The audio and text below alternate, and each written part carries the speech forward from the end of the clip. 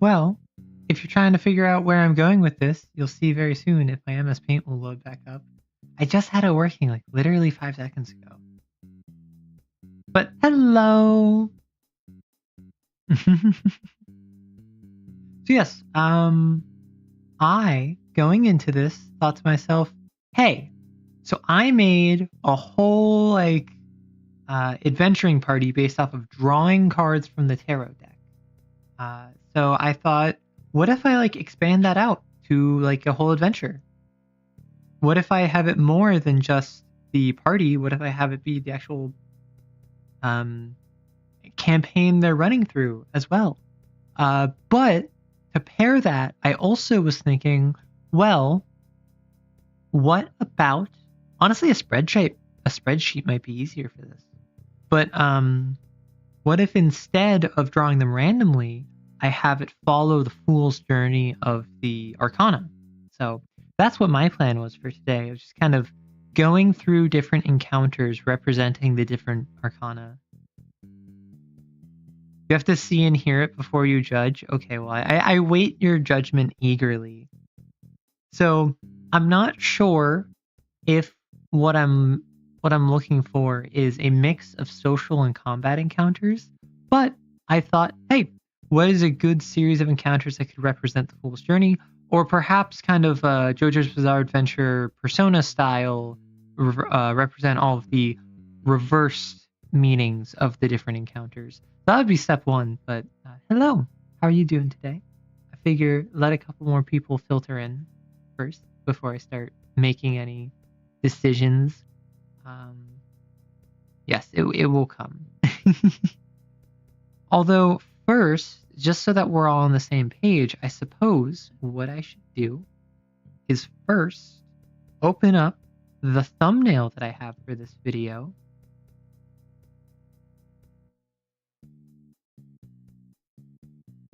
So I can properly explain what we did last time. So for anyone who doesn't know, I stream both here on YouTube and on Twitch. And over on Twitch, a little extemporaneously, a little bit ago, one of my fellow streamer friends said hey, it would be fun to make a D&D party based off of drawing tarot cards. And then I talked to him a bit about that, and then I ended up doing it with chat. So what we have here is that we just have character X, character Y, and character Z. And what I did is that for each of them, I drew 4 cards, or technically 5, but I started with 4 cards. I drew what class are they? What race would they be? What's their style? Initially, I was thinking fighting style, but then it ended up being more about what's their reason for adventuring. That's really what it ended up being. And then or how do they approach being an adventurer? And then their backstory of what went on in the backstory. And then after I made the party, we went through and drew cards to determine their alignment. So the party we came up with was actually pretty interesting, not least of which because all of them are charisma casters. So the very first character we drew for was character X, where for class, we got the death reversed card. And that's all about being unwilling or unable to go through a transformation you need to do. It's being unwilling to let go of something you need to move past. So we decided to make them a vengeance paladin, because the whole thing with the vengeance paladin is, hey, there's some travesty in my life that happened. I am going to get vengeance for this. I'm going to devote my future to righting the wrongs of the past. So this could be a sort of transformation where they need to let it go, but they're unwilling to. And then with the star, that kind of fulfills the niche of being fully affirmed in every aspect. You're at your highest level. You are at the best point of your life, the most clear, crystallized version of yourself. And for whatever reason, I thought gnome when I heard that. And Chad agreed with me, so we went gnome. In terms of subrace, initially I didn't have one, and then someone was like, well, forest gnomes, rock gnomes, neither really has a big difference between them, but someone else just said with zero context rock. I don't even think they knew we were talking about gnomes, so I made him a rock gnome. because gnomes have that sort of peacefulness to them, right? That kind of being at peace with themselves and who they are and what they'll be going forward. Then we got the Page of Wands for style, which is basically untapped creativity and inspiration. It's the idea of having this overwhelming flow of creativity and inspiration, but not being at step 0, not being at step 1 of the journey, but like step 2 or 3. You're not a master, but you've made some progress along the journey. And then for their backstory, we got the Three of Pentacles, which is all about harmony. It's about working together. It's about kind of a practical unity of like community. So what we ended up doing is that we came up with a vengeance paladin who had some travesty in their past that they already solved. They were struggling, and then they solved that issue, and then they made it okay. They got their happy ending. They solved the problem. But they ran into the issue that they couldn't like be at peace with that. So instead of staying in a happy ending and enjoying the peace that they wrought, they left. And with the Page of Wands, they're going forward to try and cope with their own trauma and cope with their own struggles by stopping similar issues in other people's lives instead of reconciling with their own past and kind of moving past it. So that's where like the death reversed is kind of blocking their ability to connect to the Three of Pentacles or to express themselves fully as the star. And then that's why they turn to the Page of Wands to instead wander and go off, and they're like this PTSD veteran almost. Meanwhile, character Y is a character who we got the Three of Cups, which again is about harmony, unity, togetherness, but more on the emotional aspect of things. And when I think who's someone that can like bring people together emotionally, I think a bard instantly. So we went with a glamour bard with the idea of there's someone that like is basically like a Woodstock performer. They're like this someone, they want to bring people together. They want to use music to heal the world. And then the Two of Pentacles for their race was trying to juggle multiple things, trying to balance things, trying to reconcile two irreconcilable extremes, which I instantly thought, what is a very of two lineages race in D&D? I initially thought like Aasimar, but then I was like, no, Tiefling. Plus, like, Tiefling obviously gets like charisma bonuses, so it would work with being a bard really nicely. And then we kind of went in the whole idea of, well, maybe it's a Tiefling who's trying to use music to like end discrimination and separation and like build themselves up as like make it so that there's reducing the stigma against Tieflings, because they're trying to constantly balance the fact of their demonic heritage from their human heritage. And then we actually drew the Page of Wands again, also for style. Yeah, this would come across better if I knew more about the cards. That's why I'm trying to explain all of them. But we drew the Page of Wands again for the style, which is why we kind of went more towards like, oh, they're kind of approaching wandering as just like unfilled potential, unfulfilled creativity. But we got the Chariot for character-wise backstory, which is about determination, action, force of will, courage, putting your mind to something and getting it done. But it is inherently ephemeral. It is inherently not permanent. So it's the idea of character Y was on top of the world. They were like the most famous musician. They were healing the world with music. And then L plus ratio plus they fell off. Like they stopped being relevant for whatever reason. And now they're just some random bard when before they used to be like a super famous performer. This all contrasts with character Z, who for their class is a Five of Pentacles. And that's about being destitute. That's about having struggles that you cannot solve on your own, but for whatever reason, you feel you cannot accept help from others or that no one wants to give you help. With the caveat that other people are there. Other people are willing to give you help. You just have to ask for it. So initially, we were thinking rogue. for this, because the idea of like, oh, rogues are very self-reliant. They're destitute all the time. They have no money. I also brought up the idea of like a ranger or a druid who kind of like pulls themselves away from the world. They give up material possessions to kind of like go be by themselves, and they don't accept help from anyone. But we ended up on warlock, and then the idea of the great old one. Because if you are a warlock of the great old one, how can you accept help from other mortals when you have a deeper understanding of how the world works? It's just kind of like you're so distantly removed from them. How can you be on that same wavelength? So that's what we went with. And then for the race, we got Empress, which is a card all about femininity and fertility and feminine energy, maternity, basically the idealized woman in the traditional view of womanhood. So I was like, yo, what is the most like feminine what are the most feminine kind of races in D&D? And it turns out like elves or like fae adjacent, because the Empress also represents like Mother Earth and is like the most natural and nature themed of the major arcana. So we went with a wood elf. I was thinking also a ladrin. Anything could work there. The Six of Pentacles is, if I recall, it is about structure and organization. It is about, actually can't remember this one very well. So let me look up tarot card meaning.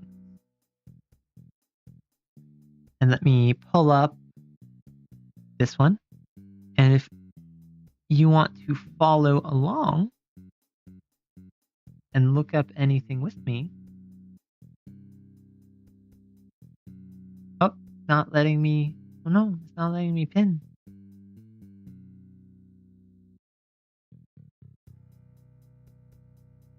Dang, that sucks. Anyway, with the Six of Pentacles, oh yes, this is all about like generosity. It's about sharing. It is about being in a position to give to others, though again, it's kind of non-permanent. It is a temporary measure. So we went with that, while the other two have this kind of wanderlust, that they're approaching it by a very...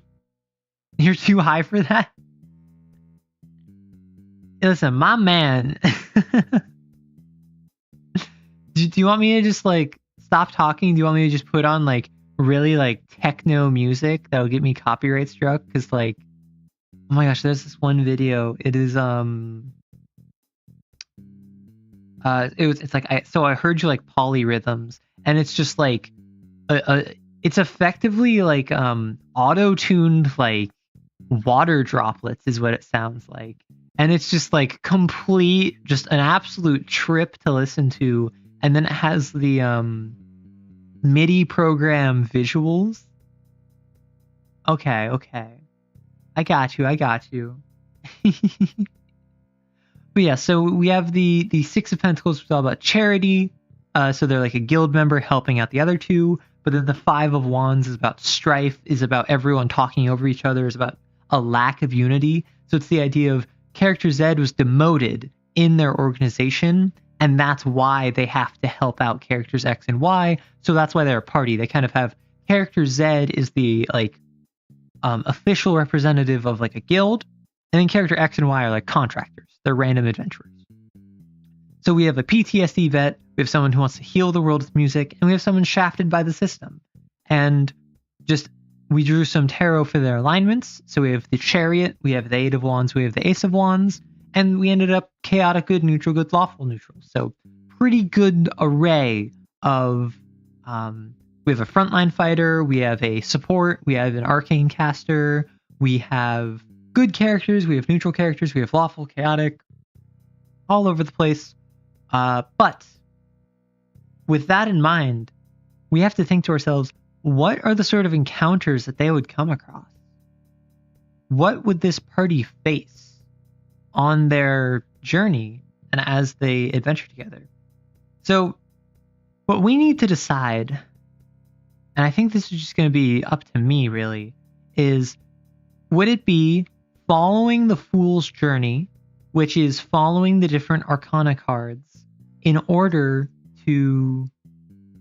Yeah, with the wrong people that could go south fast, but that's why I specifically wanted to avoid having any of them be evil. Specifically because if everyone's good and some of them are neutral, and if one person's a part of the guild and the other two are contractors, that's like a good tension. It's a bad tension if, for instance, you have one person who's evil and like 3 people who are good, but then like the evil character is the most active member of the group by far, and they're the one that actually like makes plans and acts on it. Because then suddenly you have someone who's like assassinating their rivals while these people want to like befriend them and have a different story. So that's where you get into expectations, right? That's where you get into, hey, like the fun of these people is being trumped out by them. No, exactly. It's the idea of like, oh, you have a rogue who will do whatever it takes to get the job done, and then you have a paladin who only ever wants to get it done the right way. That can suck, frankly, because most people see, well, I'm just playing what my character does. Well, I'm just playing what my character does. And then they just have a complete impasse. There's just zero progress made on either side because there's this just badness, right? And that's no fun. So the way to solve that is that you go and you say, okay, I'm a rogue. I'm a rogue. And I want to do whatever it takes to get the job done. However, this paladin is in my way. Instead of going over the paladin, or instead of going through the paladin and ignoring them, instead of both of those, I, as the rogue who does whatever it takes to get the job done, I am going to stop myself. Because I understand that it is more important for my job and my goals in the long term to get on the paladin's good side. And then, similarly, if I, as the paladin, want to do something,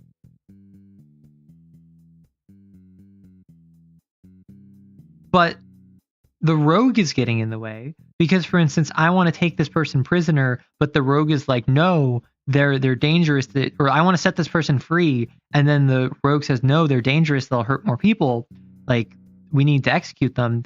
I, as the paladin, should not go around them or just go through them.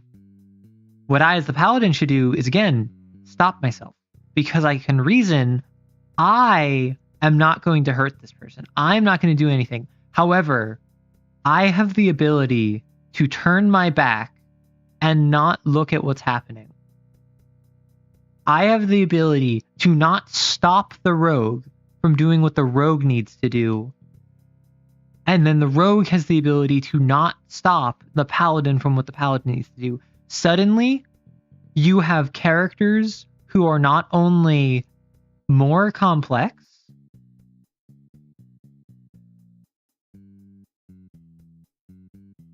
but you also have a group with stronger bonds. Because now the rogue knows, hey, if I need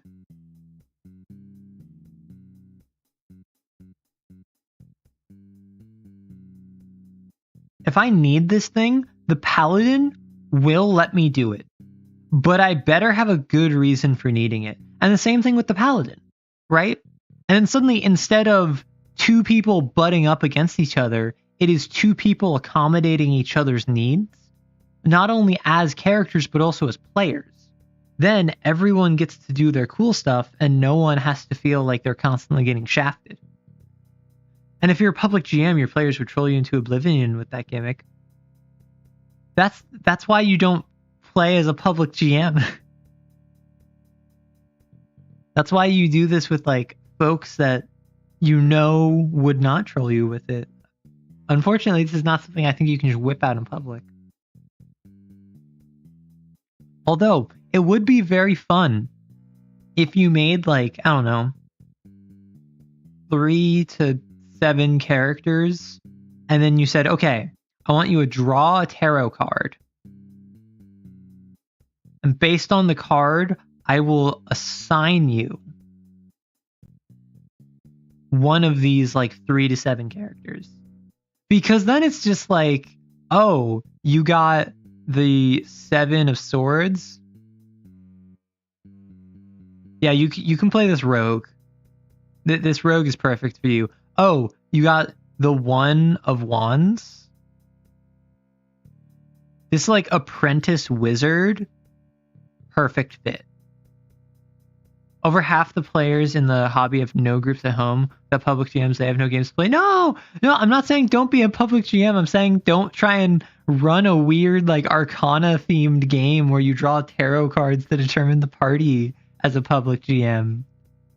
Because I've been a public GM before. I have a sneaking suspicion we're not going to be talking about Arcana for at least a while. But I've been a public GM before. And some of my most fun games have been when I was a public GM / player. Because you get exposed to so many different players and GMs over time. It's just the issue of you inevitably have but GM X said I could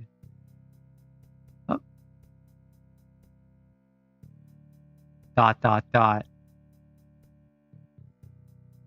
Like I remember on the public game that I was GMing for the longest time, and when I say by the longest time, I mean like a summer, like many years ago at this point. One of the most active members in that sort of circle was a wild sorcerer, and every different GM had a different ruling on when like wild magic surges would happen, or like when they could use their tides of chaos. So the player had to always ask every single time, like, hey, can I do this? When will this proc? The other GM said this. Is this how you want to play it? Like, it's definitely an interesting experience because you have so much of like this revolving door. Or I don't know if you have this, but at least when I was doing it, I had a revolving door of players. So I might see the same like 10 names over and over again, but they would never be in the same party and they would never be in the same group.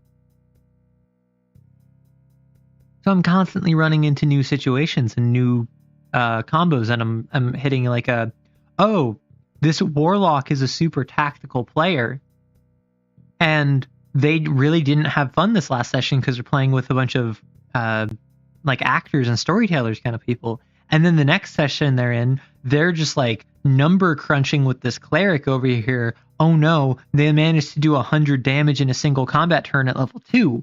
Like, it's so silly what they can come up with. And then eventually they're like, yeah, I only ever want to play with these sorts of groups because, I mean, I don't know.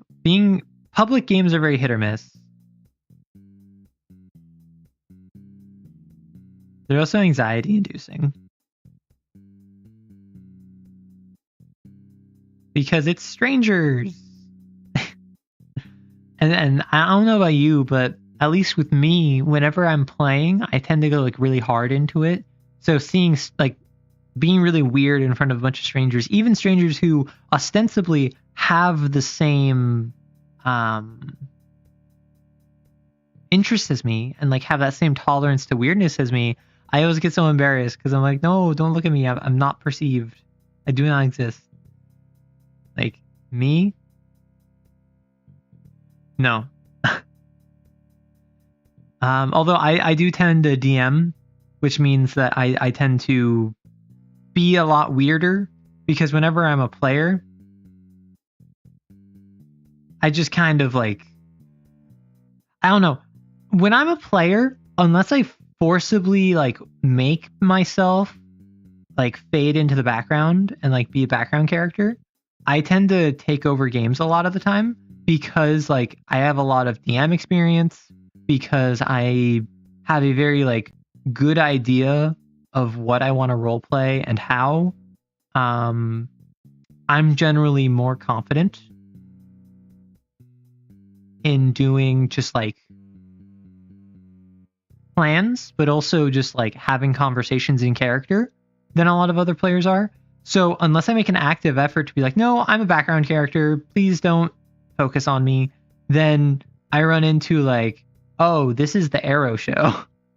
And I always feel really bad because I'm not trying to take the fun from other people. And I know sometimes one person getting like, even if it's only like 30 or 40% of the screen time, in a group with 5 or 6 players, that means a couple people are only getting like 5% of the screen time. And that might really frustrate them. Others might love that because they're like, hey, I'm just here to take my turn in combat. I'm here to see a cool story unfold. Other people might be saying, hey, all I want is just to have fun with my friends. Like,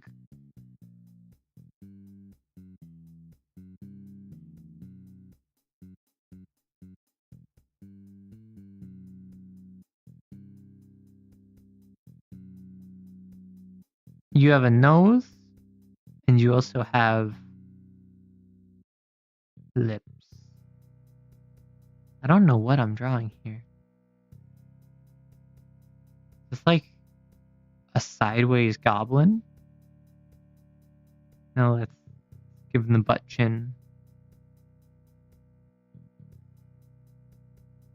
Is this like an airhead? Now we'll give you like really tiny ears.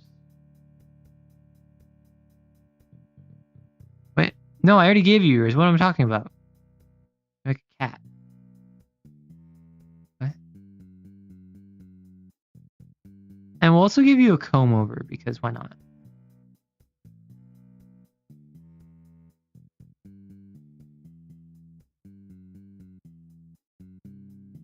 I don't know what I'm doing.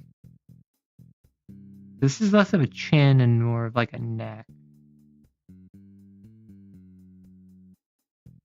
Let's give you those big, like, football shoulders.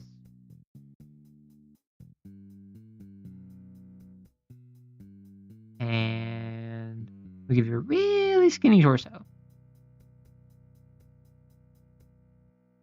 We'll just have you have massive biceps.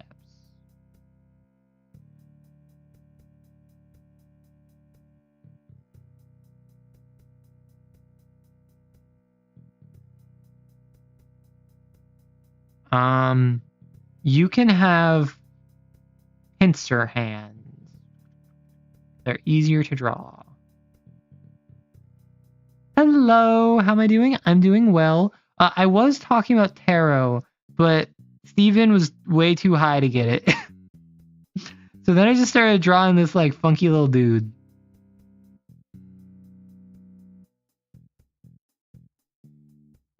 I'm uncertain what this is, but it has spider legs now.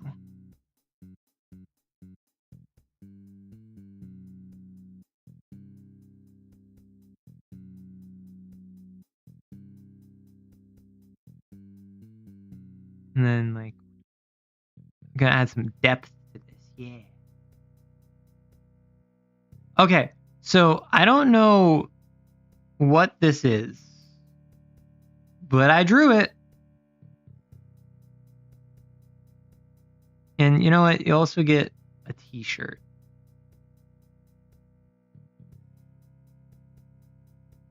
No, it'll be a crop top.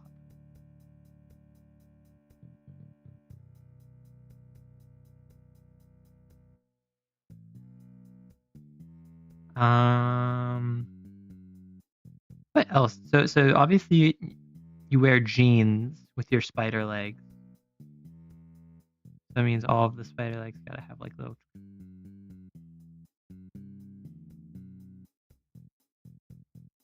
First light. Oh, thank you. It's an Eldritch. I don't know what it is. I'm not gonna lie. So, obviously you need a button and a zipper that goes down to the leg.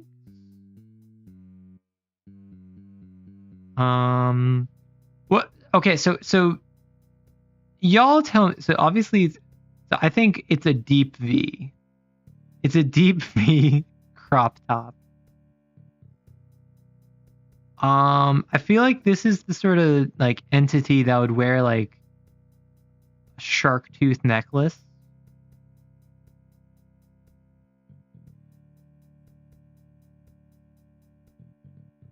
Okay, so for anyone watching, what design should be on this t-shirt? I'm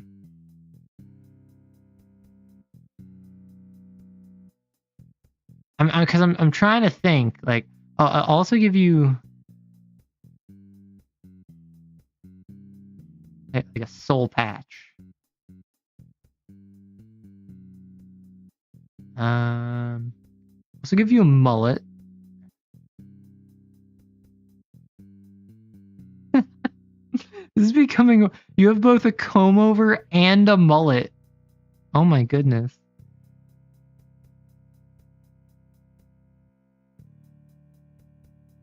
This is getting worse and worse. I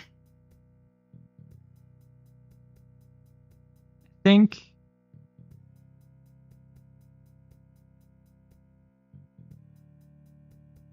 Yeah.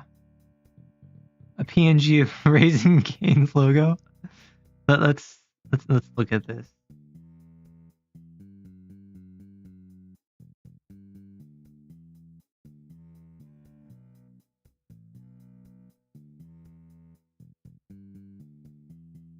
Yeah, so that's just like a word. So what I could do is I could just hold up. So I could pull back the gun show and instead just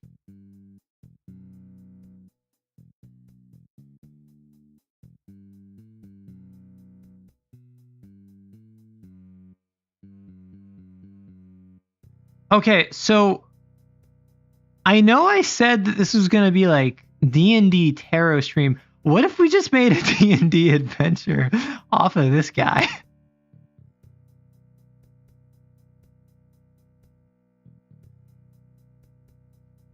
Okay, so I will give you a quote.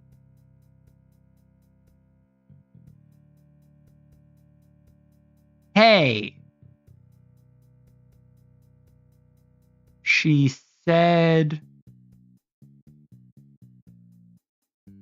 her pronouns are they, them.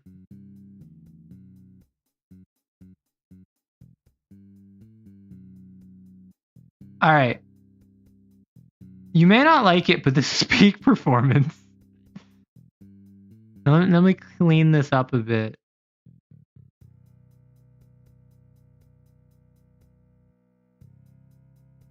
All right, so what do you think about like making an adventure either where this is the BBEG or this is the main character?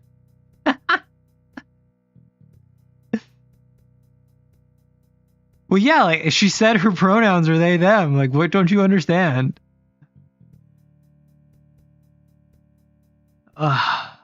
Okay.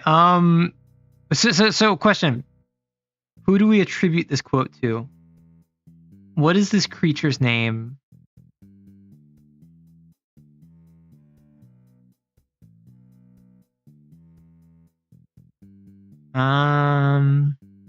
And like, I feel like tattoos are an obvious addition. However, I'm uncertain of what tattoos would be best. Wait, so I like the little beady eyes, but what about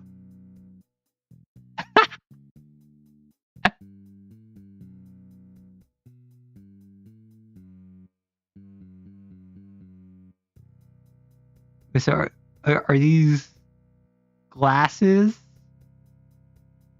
No, I think that's too busy. Bobama. No, this is not Bobama. Chad Spider Bob? I don't know. I kind of like Chad Spider Bob. That's a good one, Mallow.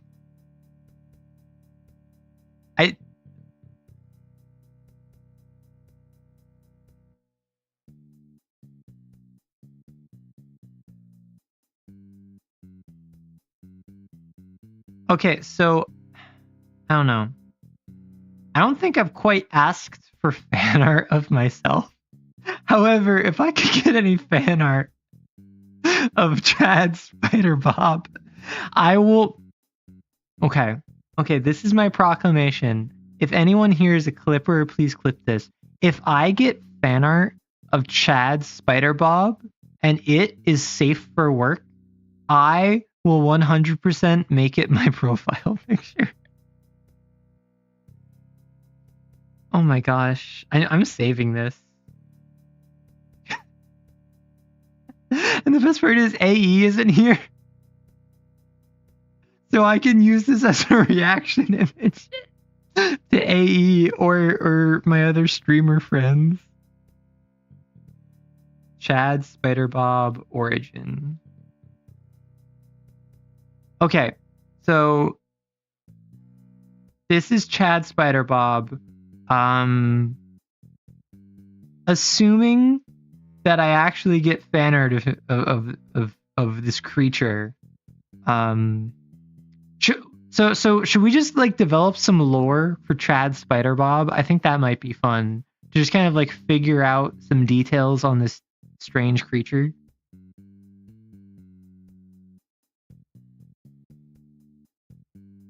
Alternatively, we could do what I said that I was going to do and make tarot related content about D&D, but I don't know. I feel like Chad Spider Bob has stolen your heart, just as he'll steal your wallet. I mean, Chad Spider Bob, the kind of guy to steal your wallet, but then not actually spend any of your money. Like, he just wanted to like see if he could do it. It was a matter of pride, not a matter of like financial duress. Although he will tell you about this really cool like crypto pyramid scheme that he just found out about. Not so that you'll lose money, but because he genuinely thinks that like you will benefit from it and he wants the best for you. Chad Spider Bob is gonna come up in my next tarot reading. Okay, I'm gonna give me a moment.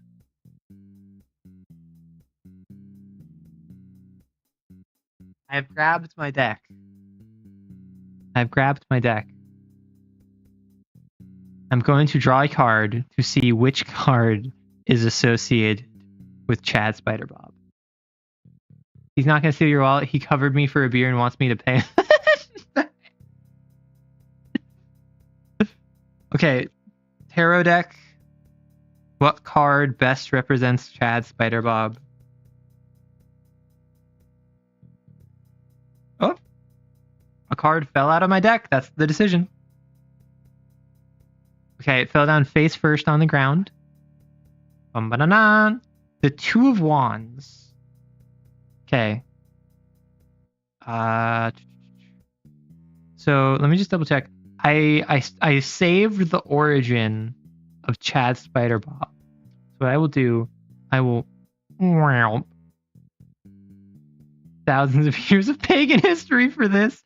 But let's double check just so I'm not misconstruing what the Two of Wands is. I believe I know, but I'm just gonna double check. So the Two of Wands, it takes a spark of inspiration from the Ace of Wands. It turns it into a clear action plan. It's planning for the future. This website references manifesting. We manifested Chad Spider Bob into existence. You're not ready to make your move. It's more important that you establish a clear plan before proceeding. Wait, is this... So question. The Two of Wands indicates that you need to plan for the future. It says don't act. It says plan. Does that mean that my tarot deck cannot make a decision about Chad Spider Bob until we establish Spider Bob lore? And also, Mallow Puff, lore based off of tarot might be really fun, just like as a world building project, like build out a world. And this was actually my initial conception of, I'm like, okay, here's a town. Let me draw a card from the tarot deck to ascribe traits to the town. Or here's an NPC, what card would represent them? And then that would kind of like build it out. But I was also thinking building a campaign based off of the Fool's Journey and the Arcana. Because it's the idea of, hey, I built a party off of drawing tarot cards, which, speaking of, I see quite a few people are chatting now that were not chatting before.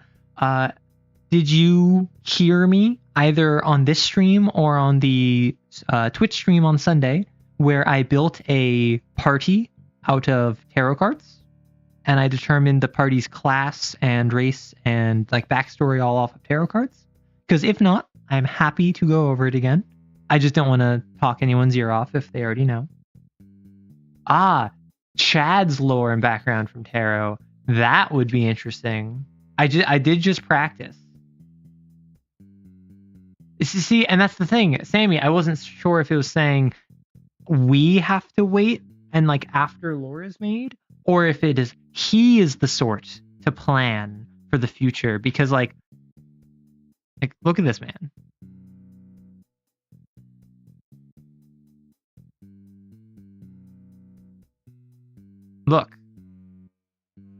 Look at this face and into these eyes.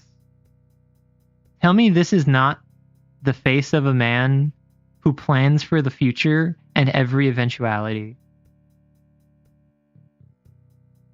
Wait, why is he getting so close? Oh, Chad, I didn't realize you were so. Oh my gosh, he's blushing. Chad, is this real? Chad, is Chad? Is Chad? Oh no, he's coming closer. What could this mean? I'm unfamiliar in these situations. Chat, help.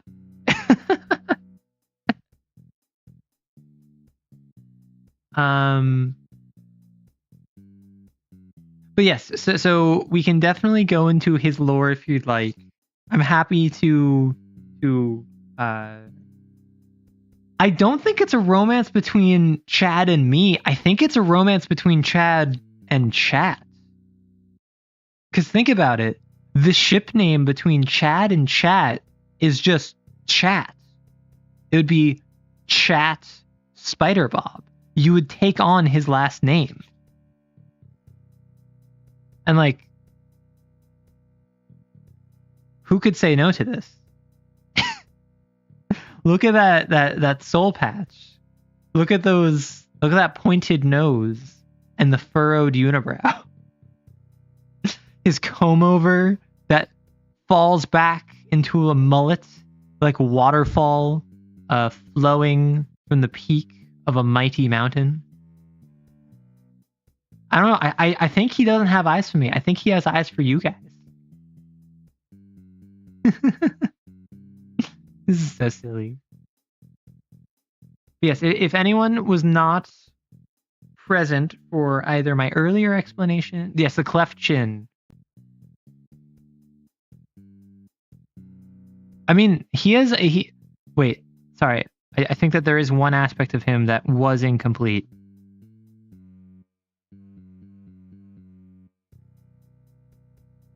Of course, he has to have cheekbones that can cut glass.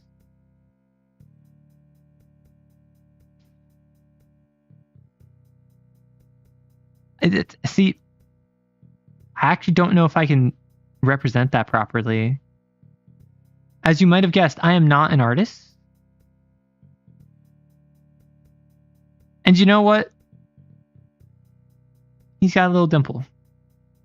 That does not come through.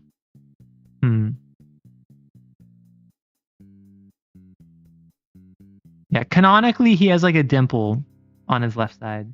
And also his right side. He's perfectly symmetrical. See, This is the ideal male body. You may not like it, but this is what peak performance looks like. He definitely mews. Okay.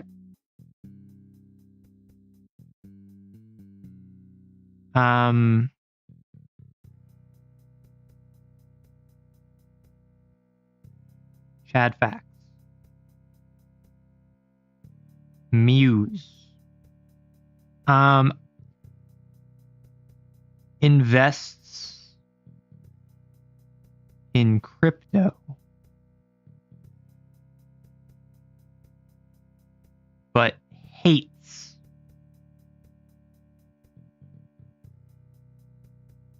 NFTs.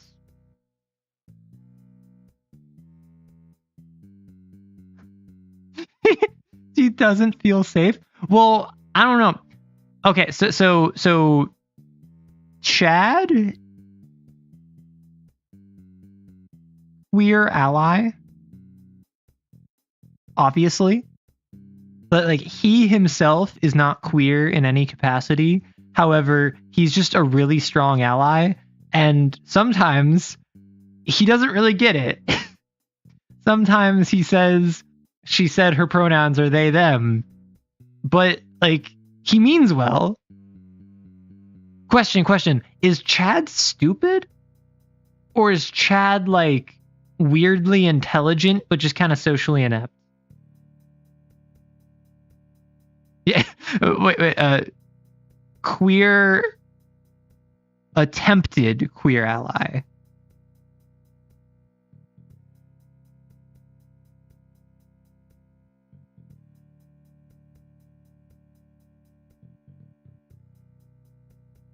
I think he's secretly super smart. So when you say super smart, is it in the idea that like he is like book smart, or is he more like, oh, he really struggles in school, but he's actually super intelligent in practical information, or maybe he's just like a polyglot that like knows a bunch of languages and like he's really good at directions, but like he doesn't know which way to point a shaka, and then he can't tell you what the quadratic formula is.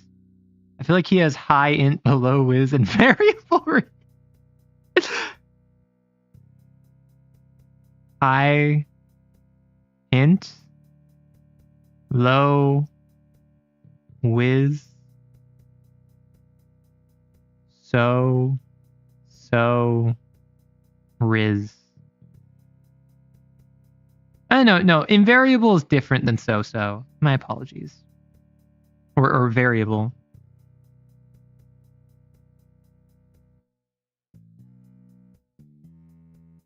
It's like a little nursery rhyme.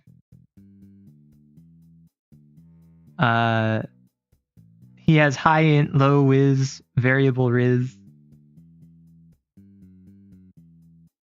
So he mews. Does he like look smacks? Or mews, but so I feel like he mews, but hates incels. Right? So I feel like he's the sort of person that like unironically believes most of the stuff that incels say, but like hates incels and like isn't an incel, you know? Like he's adjacent but isn't quite going into that line.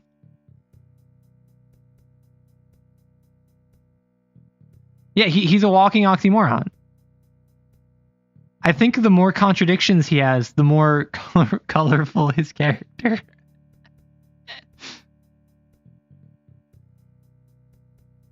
I feel like he has weird riz for guys, awkward riz for NBs and other queer folk, and toss coin riz for gals. So are we talking how comfortable he is rizzing them up, or how effective his riz is? Because I feel like he's the kind of guy who has like zero social awareness with accepting riz, but when he gives off riz, he's actually like weirdly charismatic every time he doesn't try to be, but as soon as he tries hitting on someone, it's like the most cringe thing. You know, like He's the sort of person where as soon as he starts flirting, you just want to like smash your head against the wall. But as like any other time, he's just like kind of funny and like you like hanging around him.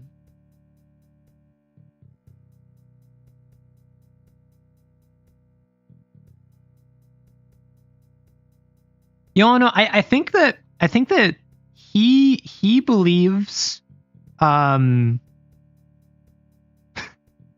he's a geocentrist.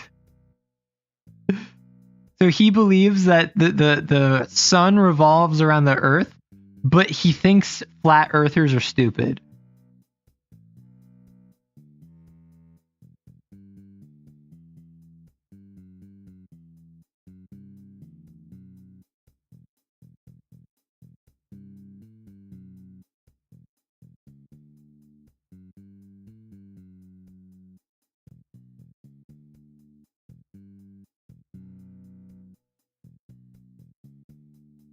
Oh, he definitely has the tism.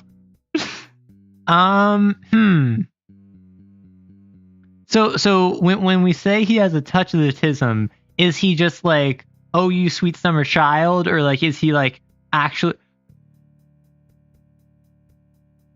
So what if he's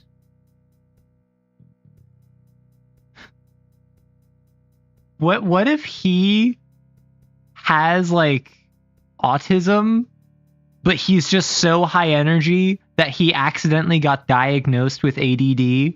So like he's getting ADD meds, but he's like just happens to be a very like energetic autistic person.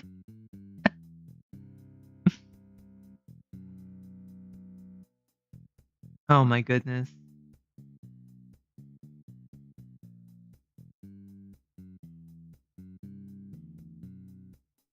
So what do we think Chad Spiderbob does in his data? So like this is effectively an OC we've created.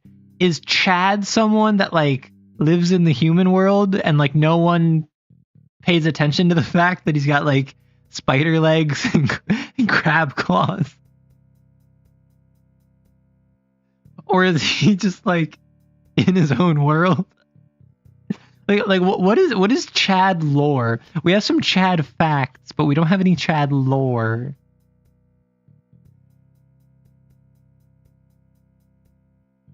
Goodness me. This is not what I was expecting when I started stream today, but hey, we go for it. I think Chad. We might shelve Chad for now. Chad may have. I mean, he's definitely a health nut. So I think that he goes to bed like 10 p.m. the latest.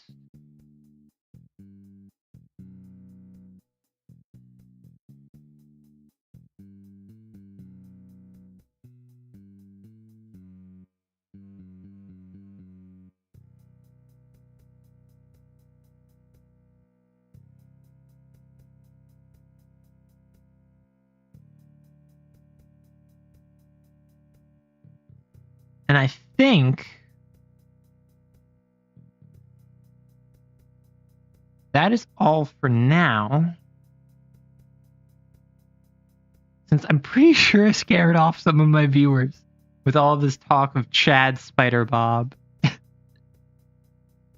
what I'm going to do, I'm going to restart MS Paint. I saved it, don't you worry. So we can always bring back Chad Spiderbob when the chat is least expecting it. So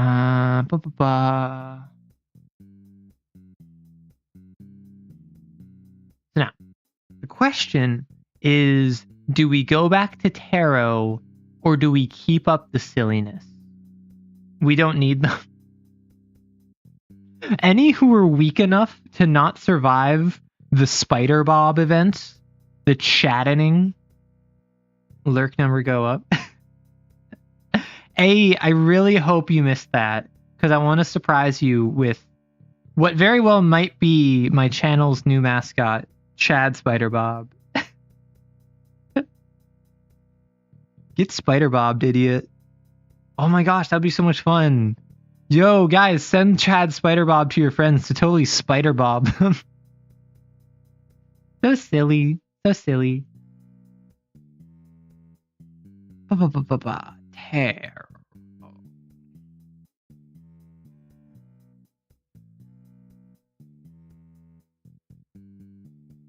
D and D.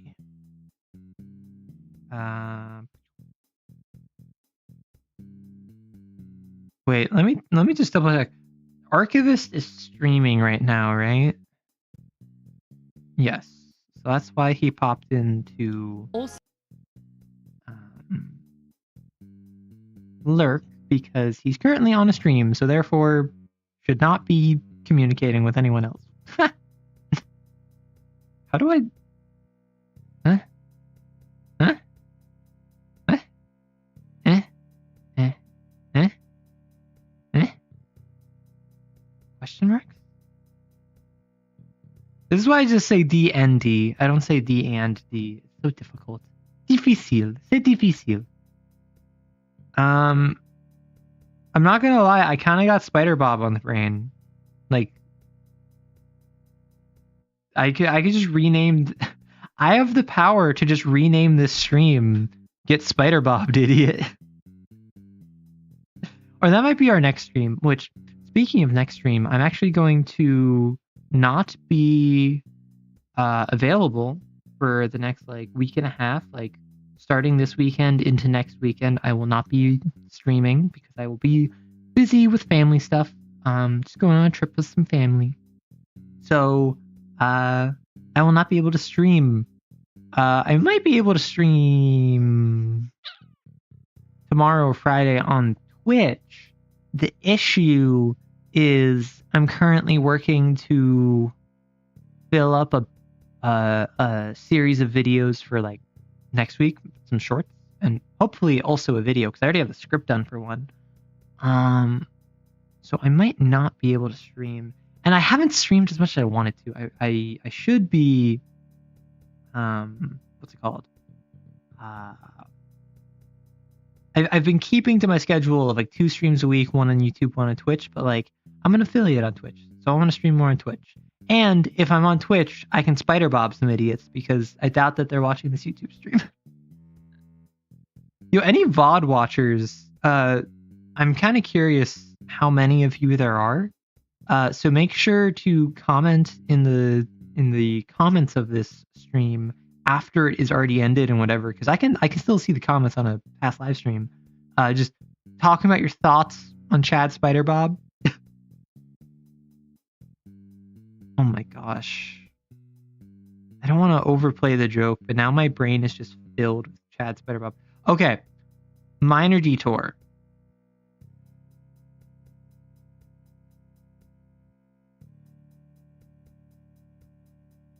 Spider-Bob D&D. Okay. Spider-Bob D&D. How do we incorporate that creature that I created, the monster I've created? You're usually a VOD watcher? Aww. Okay, let's just real quick. Like, how do we incorporate this into a D&D game? This feels like a joke NPC who you introduce in session 2, and then in session, like, 80 becomes pivotal to the plot as, like, the harbinger of a deity. I don't know. I don't see him as the BBG. I see him more as, like, a joke character that becomes weirdly important to the plot.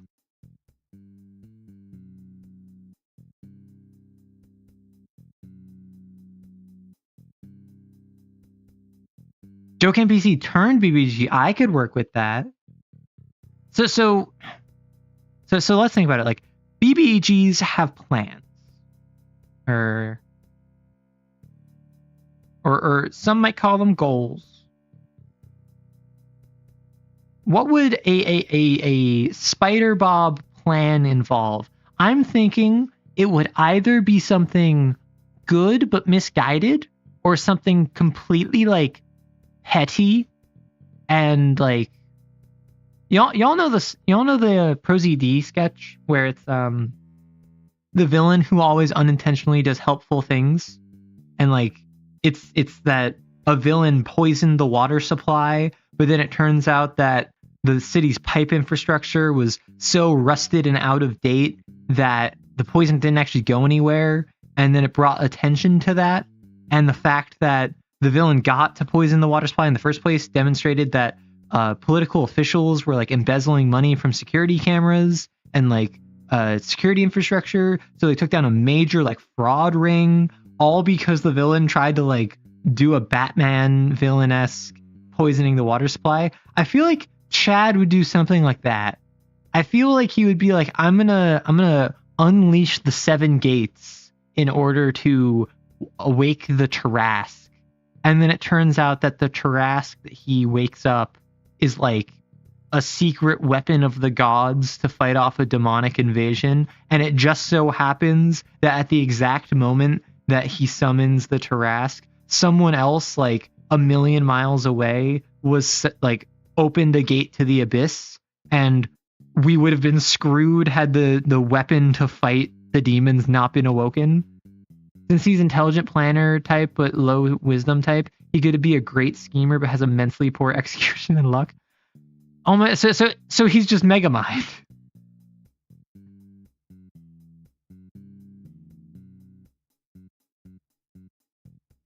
Where he just constantly has plans that actually like are pretty good. Like good plans. But then he's just thwarted by his own inadequacy. Like what type of party would fight Spider Bob? Like, look at this odd like spider crab goblin like California fuckboy looking dude.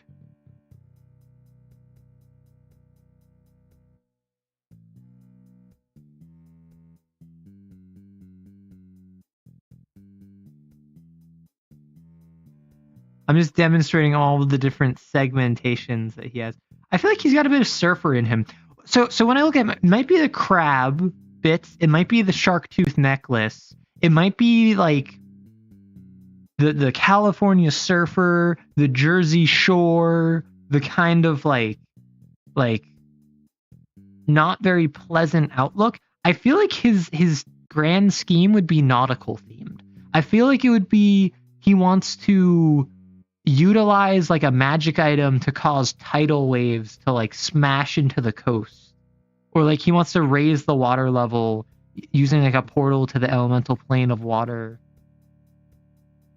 Like, is that just me? Like, I was initially thinking these are spider legs. Are these crab legs instead? And he's like half aquatic. He's amphibious, much like a kraken, which my recent video talked about. Shameless plug. Imagine a party of his exes after him, not because of his scheming, but he still owes them money for his crypto investments. So he's stopped by exes.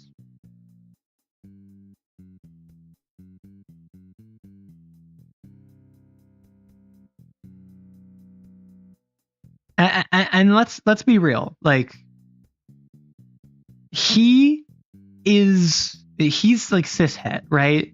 Like, he's the straightest guy, he's the most heterosexual guy. However, he has at least a couple like non-femme presenting exes, and that was either because he didn't know they were dating, or no, wanna know what? He's the sort of person that everyone he dates ends up being queer. Like, all of his exes are either like lesbians or trans men, or they end up being non-binary, and like it's completely independent of Chad. It's not like Chad did anything. It's just that's the sort of person who he always ends up dating.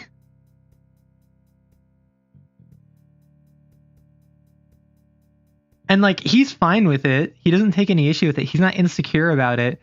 It's just weird that it happened like 6 times. And 100%, he convinced all of them to invest in the crypto that he invested in. And like, he fully intends to pay them back, but just only once he's a millionaire. And the issue is that every time he makes any money off of his investments, he invests it back in because he's like, oh yeah, in like 20 years, I'll be a billionaire. But he just never has any money then. He's constantly playing the stocks. Goodness gracious. This is a disaster of a man. AE would love him. And I know AE would resent me saying that, but Erica's, please do not call me out for my past relation. What with the everyone you date becomes queer? Or everyone ends up being not attracted to you? Listen, I feel like it's a surprisingly common trope. I don't know how common it is to real life, but I know it's very common in terms of like fiction, right?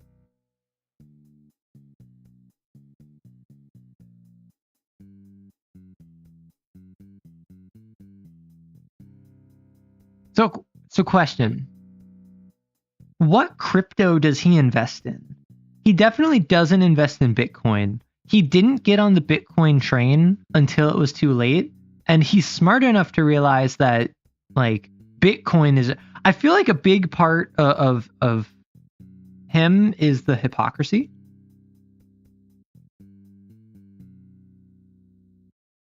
Is it hypocrisy? That doesn't look right. So I feel like he's the sort of person that'd be like, yeah, Bitcoin, that's just like that's a scam. That's a sham. That will never pan out. Dogecoin, though. No, literally, Mallow, you and me both. All of them stopped liking man. Yeah, I mean, particularly with queer people, I feel like dating people who end up also being queer and then incompatible, and then you both realize, like, yeah, the issue isn't either of us. It's the fact that we're just not meant to be together. That's a pretty common story. Oh, one of the cryptocurrencies run by a game. I feel like it's a game he doesn't even play, though. He's the sort of person to be like, yeah, I don't play this game, but like the market behind its cryptocurrency is actually like really booming. Okay, hot take. This man doesn't play Genshin. Doesn't play Honkai Star Rail. Does not play Zenless Zone Zero. Only plays Wuthering Waves. Yeah, for whatever reason, he thinks all of these are cringe, but he loves this game. He got addicted to it. He can't stop. Or do you think he only got into ZZZ, but he never got into Wuthering Waves? Because it's one of the two. Like, Genshin and Honkai, he thinks is super cringe. So it's one of these two that he got really into, and the other one he thinks is total garbage that like is a waste of money. And I don't think he's a whale, but he's definitely spent money on the game in order to get polls that he likes. Like he's a gambler, but he's not like an addict, I think.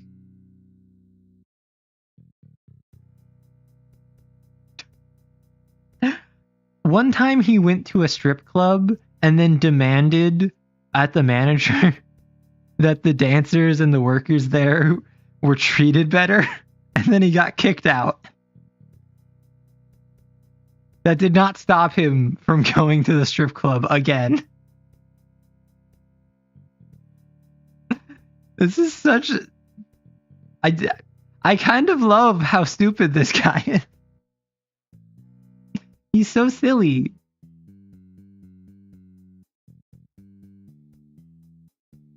And also, I think that it's very important to notice that with all of these strange features he has, he lives on Earth, has human friends, dates human women, most of whom end up not being women after a little bit, and no one questions.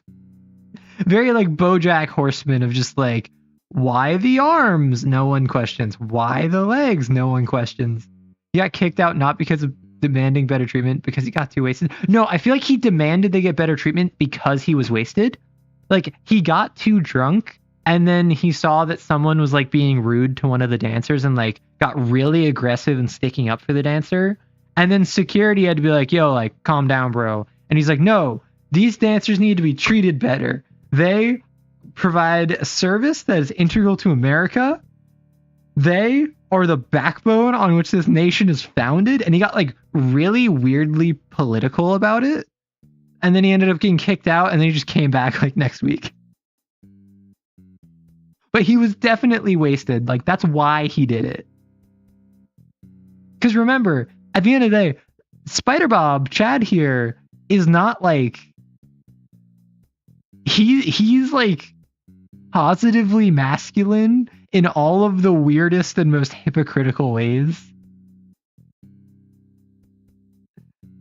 And that's why we love him. Because he's absolutely the sort of person that'll say, hey, her pronouns are they, them. Or she said her pronouns are they, them. Like, his heart's in the right place. His brain and his mouth and the rest of him just haven't really caught up. So that's why, as a BBEG, I feel like he would be most effective if he's trying to do something that's like super evil, and then he ends up just like having a net positive as a result. So like, he's trying to open a portal to the elemental plane of water because he's like crab themed or whatever. And then he succeeds in doing that literally just in time for like a red dragon to take over the continent. So now you have water that can put out the fires of the red dragon, right? Like that kind of thing. I think if he did that, he might wind up getting into one of those circles that protect women. Oh my god, do you guys know about the Gay Avenger? Gay Avenger Tumblr post.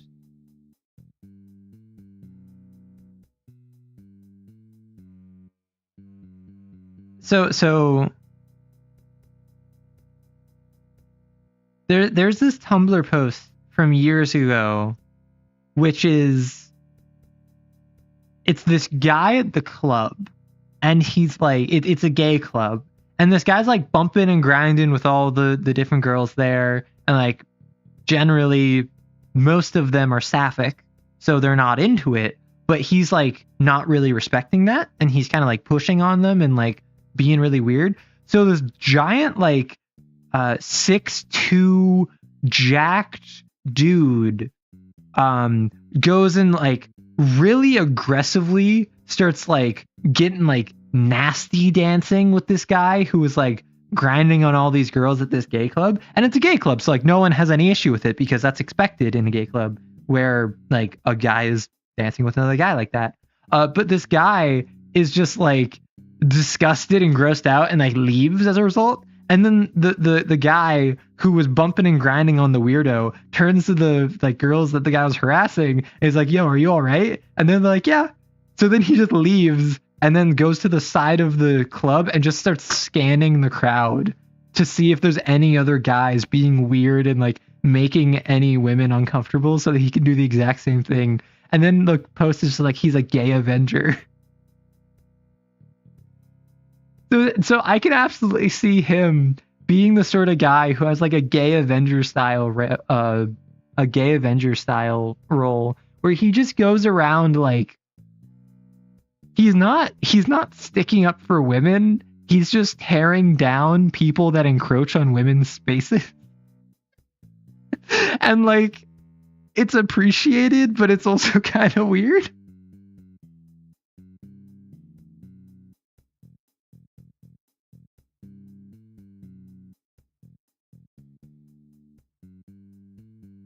So after Crash, this is unrelated to tarot. This is Chad Spider Bob.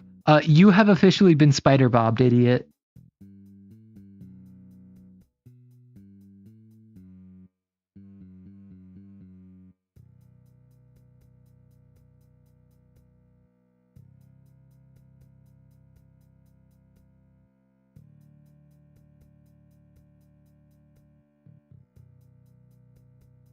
Sorry, I just got distracted by a different meme where it's Bugs Bunny and Daffy pulling down the signs in the cartoon where it's just like duck season, rabbit season, duck season, rabbit season.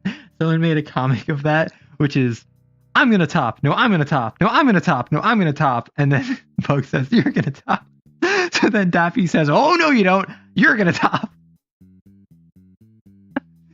Oh my goodness, it's so silly. It's the same vibes as being vegan, not because you love animals, because you hate plants. No, that I think that might be Chad. I think he might be vegan, not because he loves animals, but because he hates plants. I think that literally might be lore that ascribes to him, because remember, if it makes sense, if it sounds reasonable, it's not Chad Spider-Bob. That's not his MO, right? His MO is every oxymoronic, hypocritical, silly, backwards thing you can think of that at the end of the day is good-natured. You want to know? Okay. Hot take.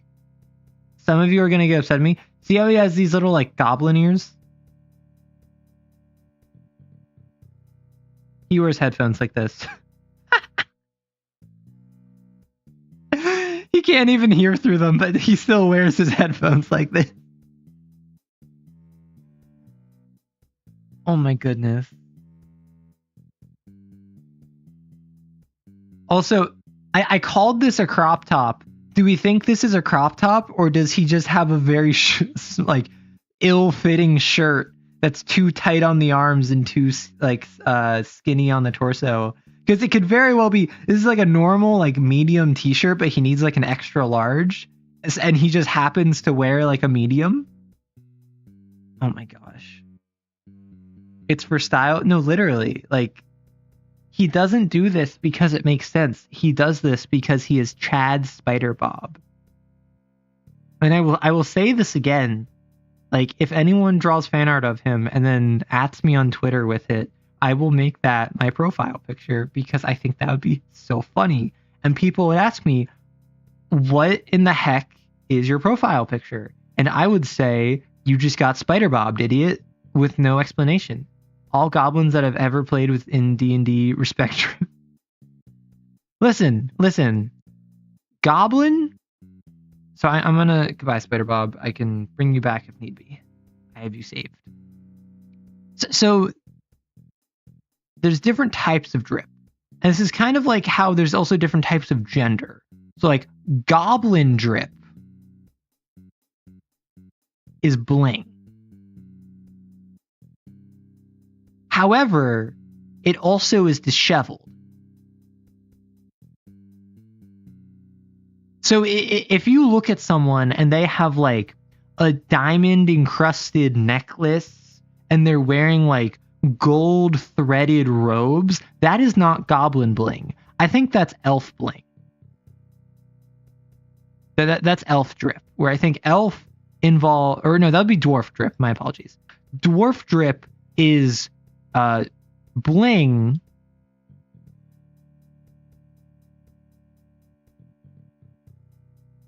but shoveled.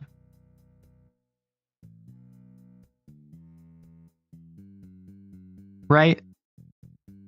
And meanwhile, goblin bling, but goblin drip is raggedy, like rags. It is tatters. It is like scraps of leather with like a gold tooth, and with a diamond encrusted monocle on a face that has not seen a shower in like a month.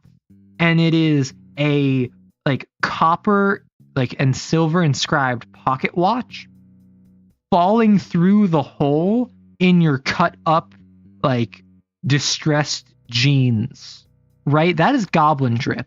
Dwarf drip is like, it's bling, it's shiny, it's metal, it's having 10 rings on 2 fingers, right? It is having chains, and it is having necklaces that weigh you down with how much they're stacked upon each other, and that if you look at it in the sun, it will blind you. Meanwhile, I think that elf drip is shoveled, but kind of like, I won't call it, actually I wouldn't call it drab, I would call it reserved.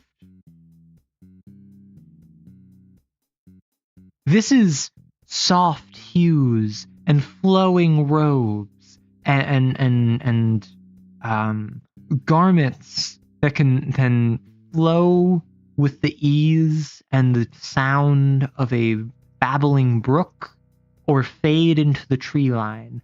It's very reserved and quiet and shoveled. And then I think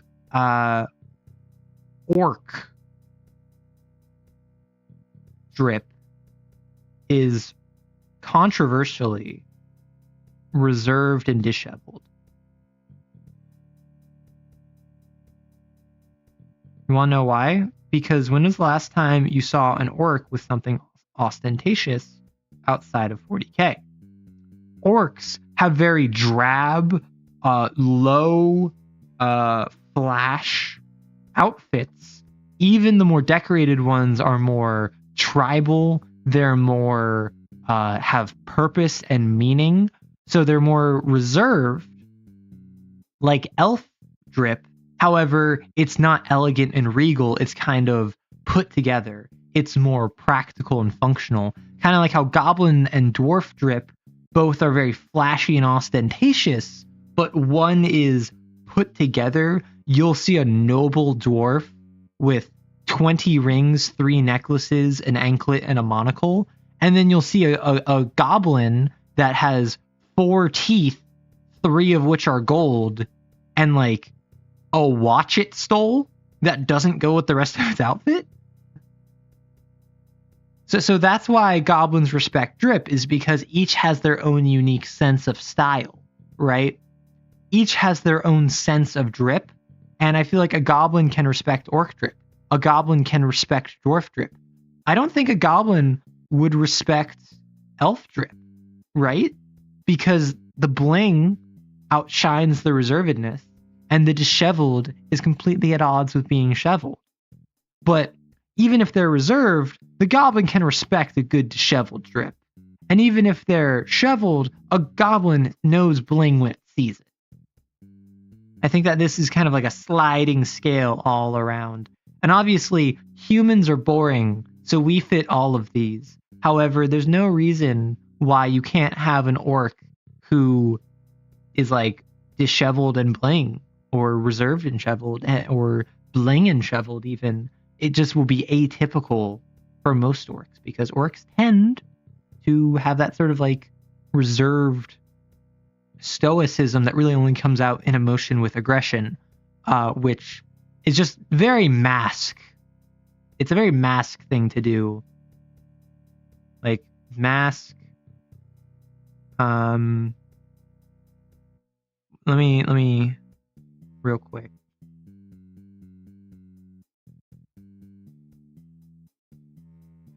Please hold.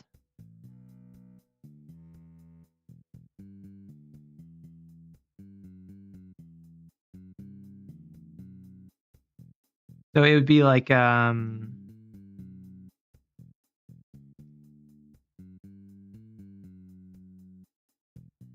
men. Let's increase this. Orcs.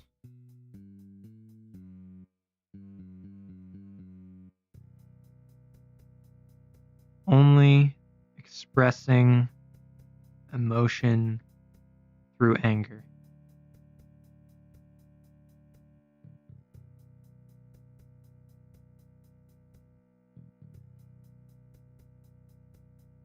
There you have it, folks.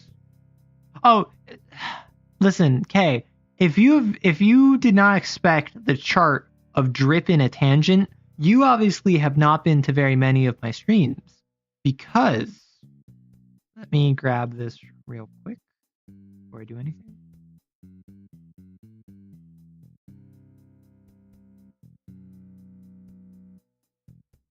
I'm gonna post this on Twitter, and my full expectation is I'm gonna get at least one angry reply of a guy being like, "Oh, women," which would be so funny. But I really don't have the reach for that, which I'm kind of glad for. But yes, if you think that is atypical for this stream, well, Buster, I got news for you, because on the very first stream I went on a whole tangent about hinged to unhinged greetings and how literate and illiterate they are. So in the very center, we have hi. It's a very neutral way of speaking. However, if we go just a little bit like hinged, we have hey, period. It's pretty hinged, but it's a little bit literate. But like hey, no period is kind of illiterate, you know? And meanwhile, bruh is actually fairly hinged of a thing to say, but it's a little illiterate. Meanwhile, something like hey, that is very illiterate, but it's also very hinged. Meanwhile, what's unhinged? Hi, like down in Goblin Town. Like down here with hi, that's very unhinged and illiterate of speaking. What's up is like extremely illiterate and unhinged. Although, of course, the most illiterate and unhinged thing you can say is to say absolutely nothing. Right? If you just walk up to someone and the way you greet them is,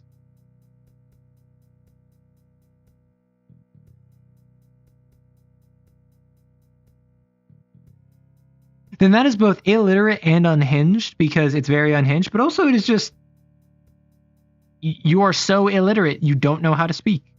Meanwhile, up here, we have things like indubitably and greetings. Those are very hinged, very literate things to say. Alternatively, if you greet someone by going, tally-ho! That's a very unhinged but literate thing to say. Kind of in the same way, like pog is pretty neutral. It's kind of leaning unhinged and illiterate. Meanwhile, poggers is just kind of illiterate.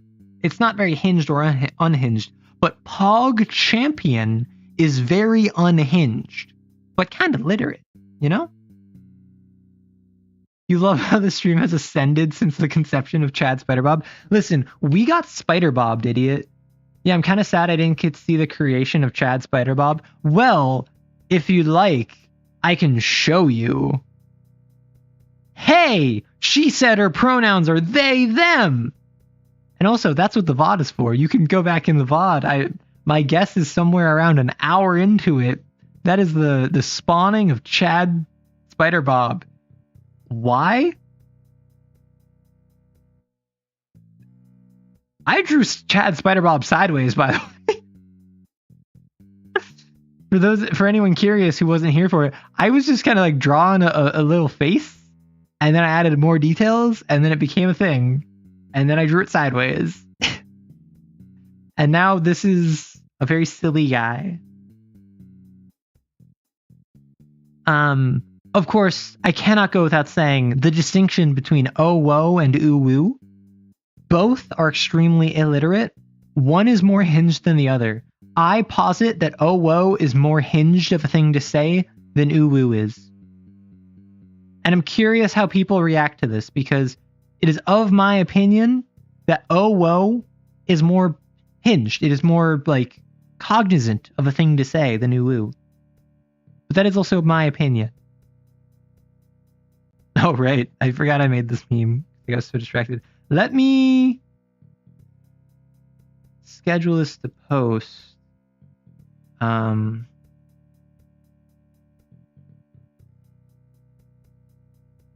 can just schedule this to post for like a couple hours from now.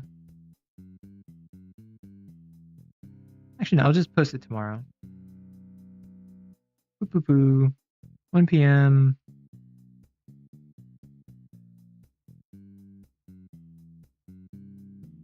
A meme we made on stream last night. Scheduled for tomorrow. Okay, 1 hour ago from now. Oh no.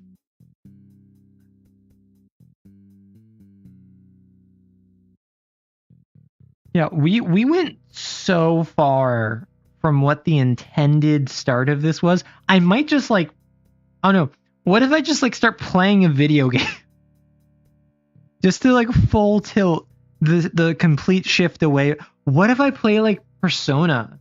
What if I just start up like a Persona 5 playthrough? And I'm like, hey, I'm talking Persona. I'm talking Arcana. I'm talking tarot cards. That would be so silly. But no.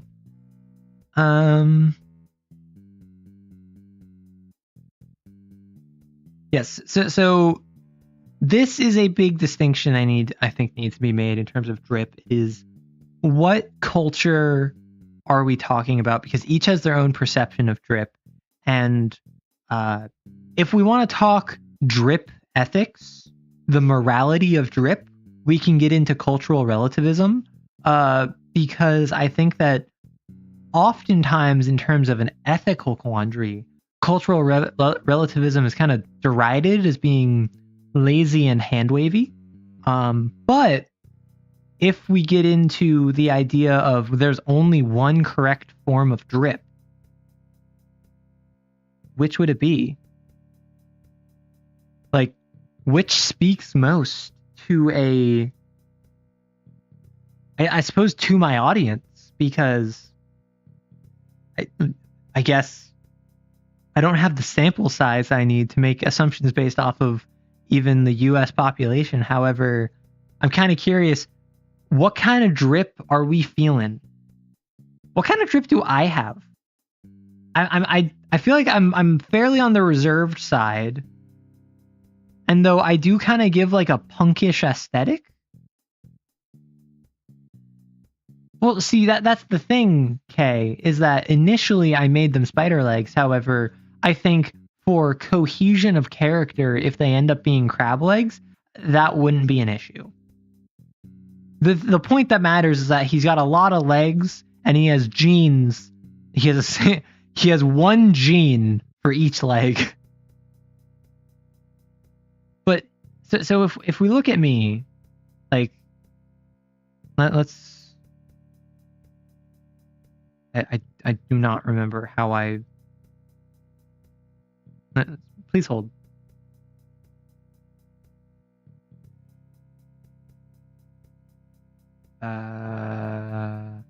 Alt right.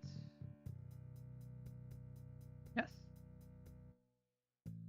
Oh no, it's with the alt right. So what do we think my style is? Right? So based off of this drip chart, I feel like I'm a bit reserved, right? And if we really want, we can.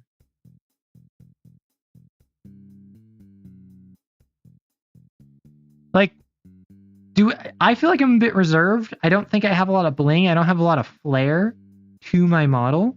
However, I don't know if I'm disheveled or not. Because I'm kind of grungy. I'm kind of punky with like these boots. I got a lot of black. My tie is like not very tie-like, I've been told. But I don't think I give off elf vibes, do I? Like, I need your opinions, folks.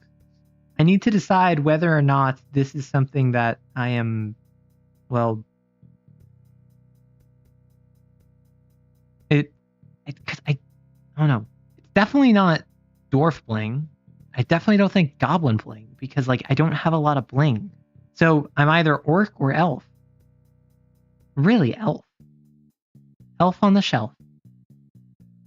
I think based off these metrics, I would also say elf, but like this is not what I think of when I think of elf bling. When I think of elf drip,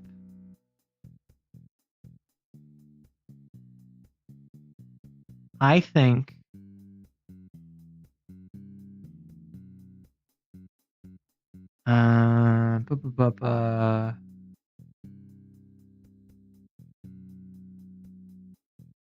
when I think of like elf drip, I think of like this, right?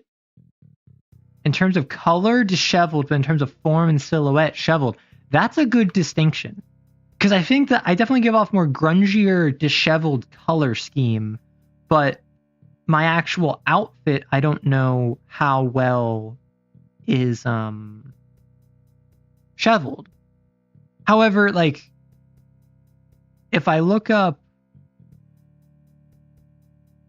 punk, I look up like punk elf.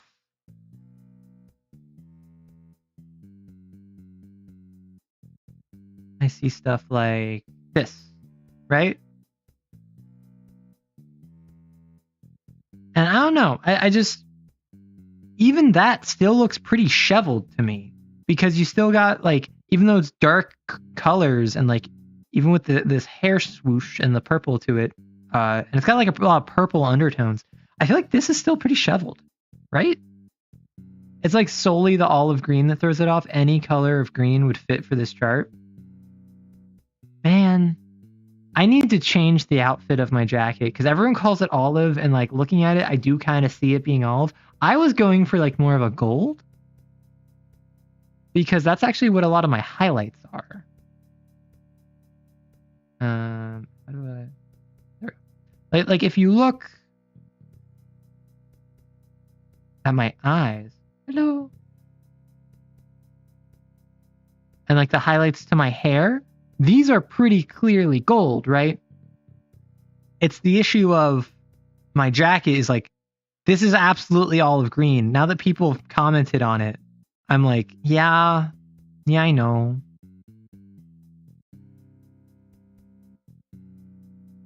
This is what happens when I try and make a model by myself.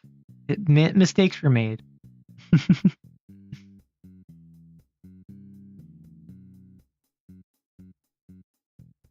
Oh my gosh, I just realized I'm at the point where if I commissioned someone to like make a proper model for me, it would not be a bad investment. Because for those of you unaware, I made my model from Vroid by myself. I didn't buy any assets. I didn't download anything from Booth. I made the jacket based off of presets. I used a bunch of presets for like clothing, for hair, all of that. Because I was like, I'm not going to invest money in something I don't know how it's going to do. Now I'm at 1.4K subscribers on YouTube. I'm a Twitch affiliate. So there's not really any reason for me to like wait to pull the trigger. However, at also present, I don't know if anyone has noticed this. My basically all of 2024, I've been using this microphone that I got, but I've had weird issues with it where I just don't sound right to it. And after talking with a streamer friend of mine, AE, it turns out that my mic completely doesn't pick up anything past 8,000 frequencies. So my mic, normally you have a range of like 0 to maybe 18K. And really like once you hit like 10K, I believe, is when it starts to like naturally fall off. And generally it's also like 50. So generally it's like, whoa.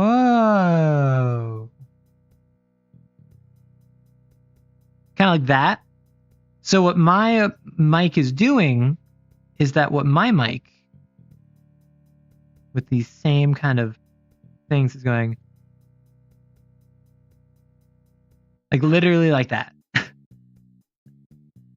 So nothing from here on is being captured. So if I ever sound like I'm kind of tinny, or I sound like I'm kind of boxy, or I sound like there's not a lot of brightness to my voice, that's why. So I'm actually going to send my mic in these next couple of days to get it repaired. But obviously that means I won't be able to record for a bit.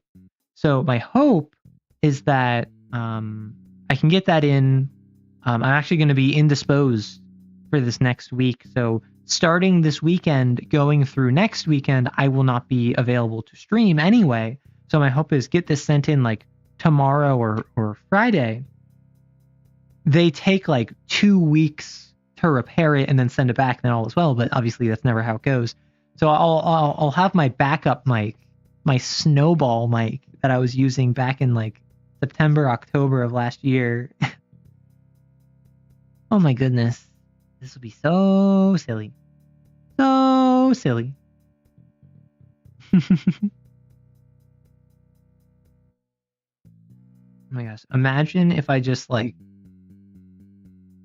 didn't have access to my mic for a month or whatever. That would suck. But we make do. So,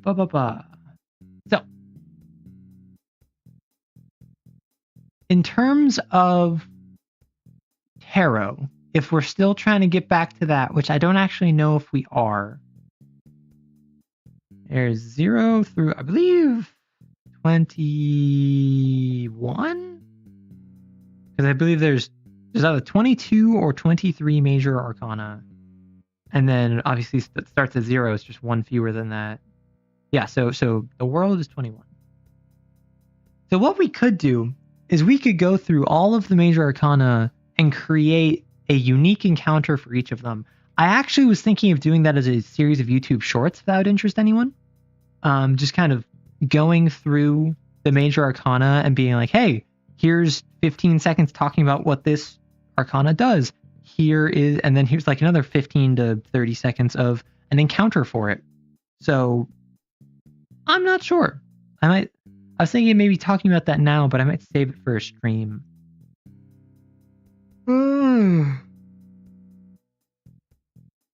Oh, I know it'd be funny. So there's this game. There's this game called Broforce. And the reason I've been thinking about it is because I am an American.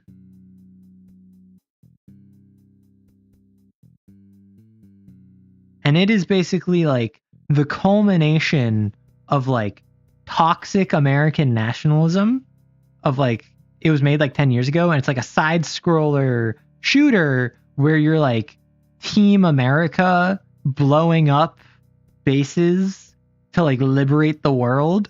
And it's very like tongue in cheek and it has a bunch of references to like 80s action movie stars.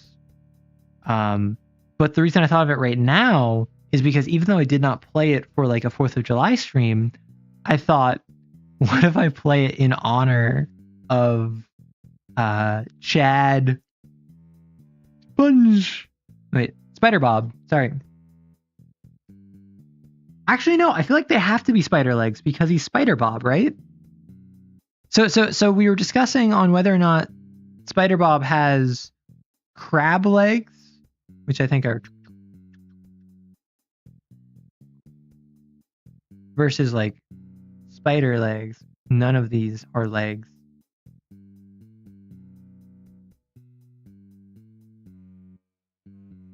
Oh my gosh. Someone take away my ability to draw. I don't deserve it.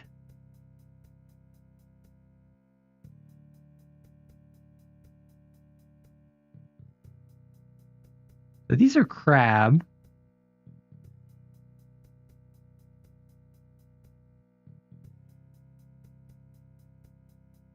What if it's more angular? What if he's been mewing on his legs? That's why they like have such great jawbones.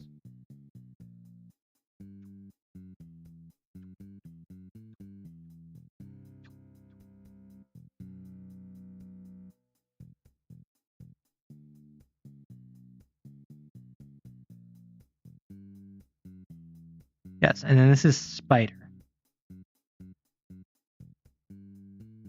So this stream is Spider Bob's birth and potentially his death if the meme does not survive. However, what are we feeling?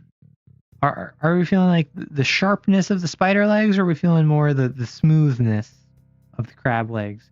I also just have the ability to look up crab.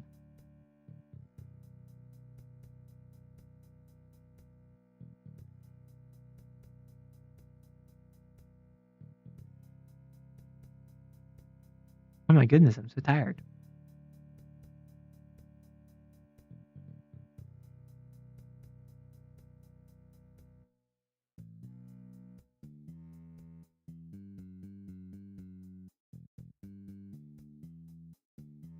I'm hesitant to actually throw a spider on screen just in case there's anyone with arachnophobia.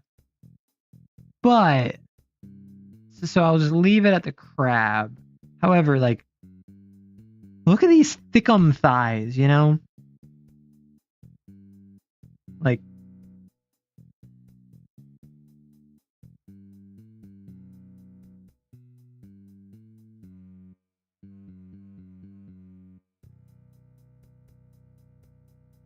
but like, imagine a man walks up to you on 6 of these bad boys,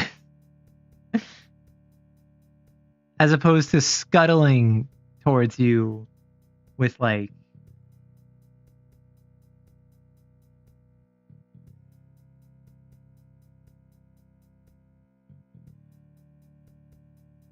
with 8 of these, you know? Like one of these goes to the gym. And one of these skips leg day.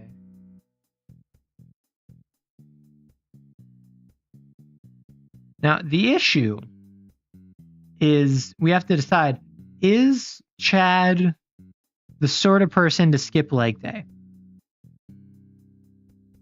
Because I feel like the obvious answer is yes, because that's the funny answer, right? However, his pincers are closer to lobsters and crabs.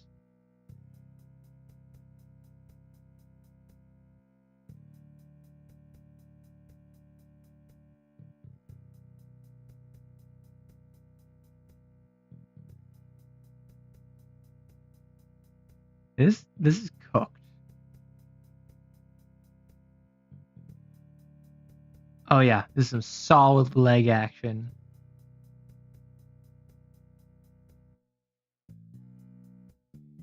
Honestly,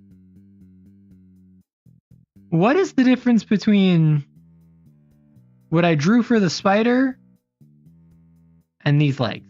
You know? But like it's just more clearly bisected, right? So we have to ask ourselves, is he the sort to skip leg day? Because we could give him crab legs, we could give him spider legs, we could give him lobster legs. However, is he the sort that if he has legs, he would just like... Well, actually, with an exoskeleton, you can't really work out, can you? Like, the whole point of working out is that we have this fleshy skin bag around our muscles. So if our muscles expand, then the skin bag just expands with it. But with an exoskeleton, like with his arms or with his legs, then he doesn't actually have the capability of expansion without just like being compressed against his own exoskeleton. It's kind of like how lobsters are technically immortal, but eventually get to a point where their shells are too difficult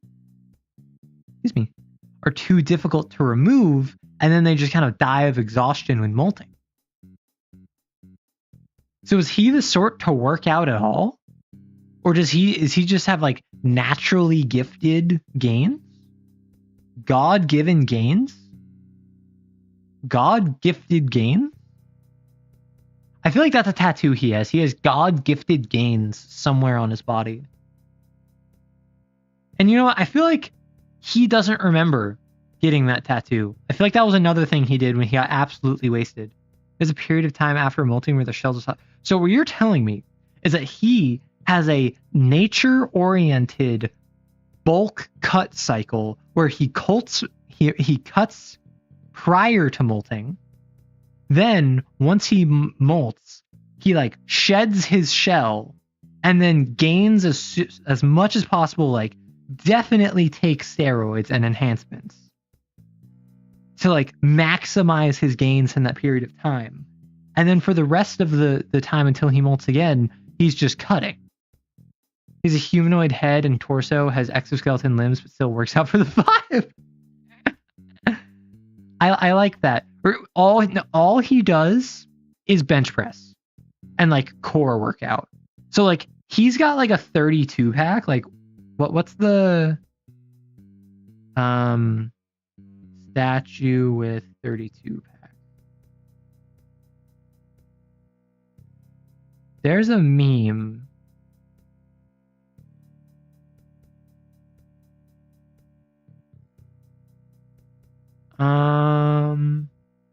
Unfortunately, I can't find it, but it's like it's a statue of a dude, and like he has like 32 abs.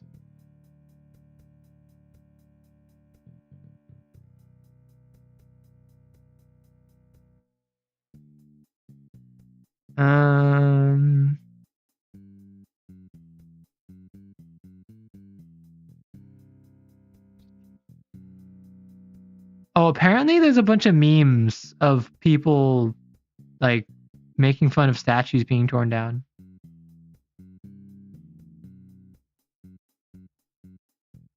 I think this line of thought implies that freshly molted crabs can burst out of their soft shells due to steroid overuse.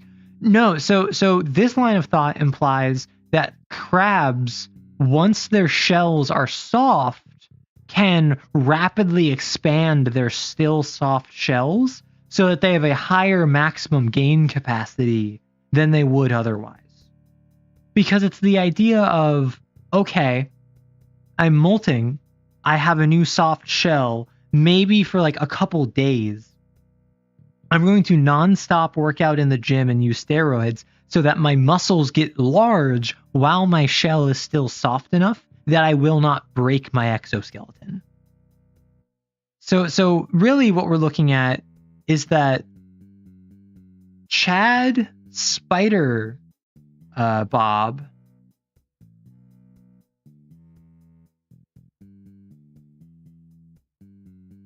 is just a modern day Larry the Lobster. I never noticed this.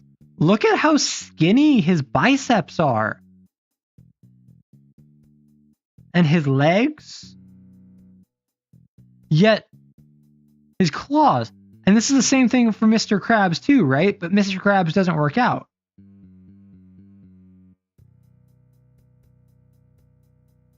Do we think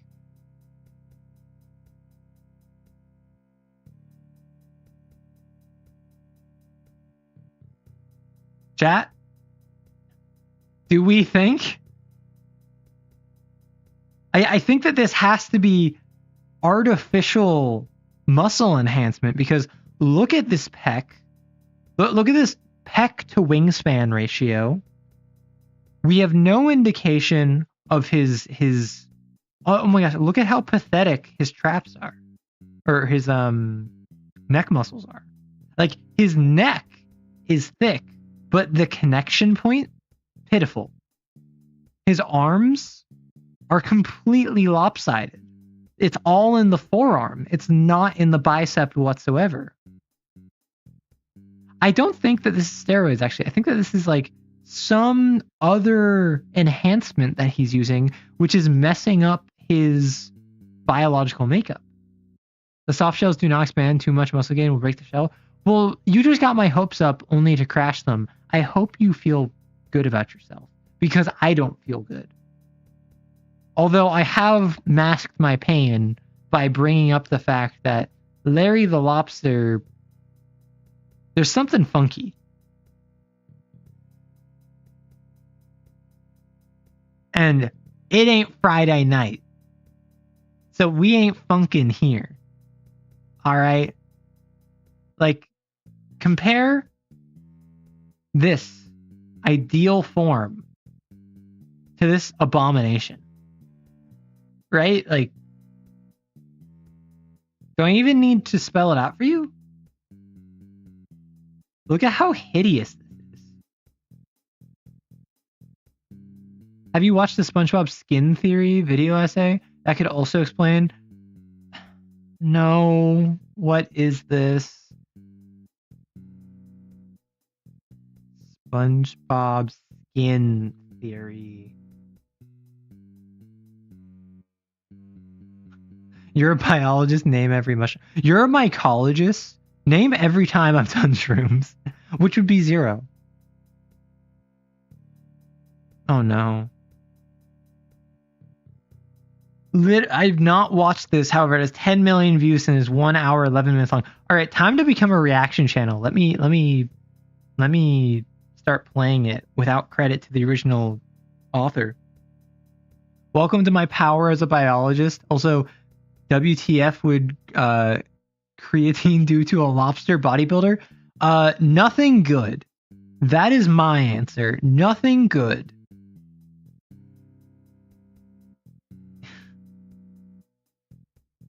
Oh no, you're a biologist. Name every biopsy that has ever been performed. Yes, so let's assume that this is like the skin theory, because just from the thumbnail I could tell that it's the idea of in multiple different episodes they like just take off their face to reveal that it was actually a mask the whole time.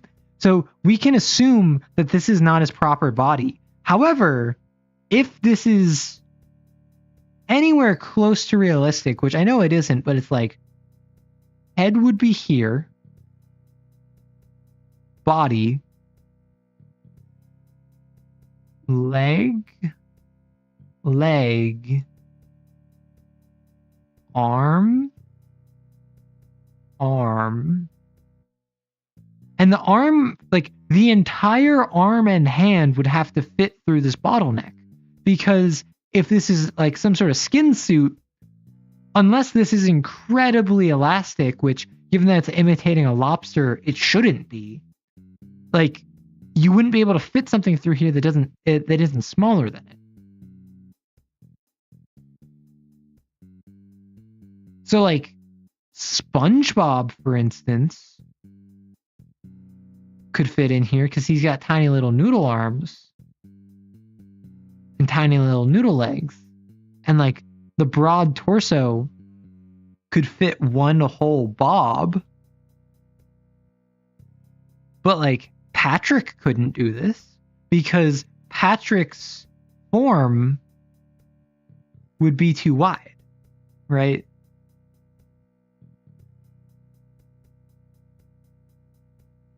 Edible mushrooms and dangerous mushrooms, all of them. Listen, if I told you that everything in the world can be classified into Larry the Lobster from SpongeBob or not Larry the Lobster from SpongeBob, that would be accurate. It would not be helpful, but it would be accurate. Or it's the idea of like the book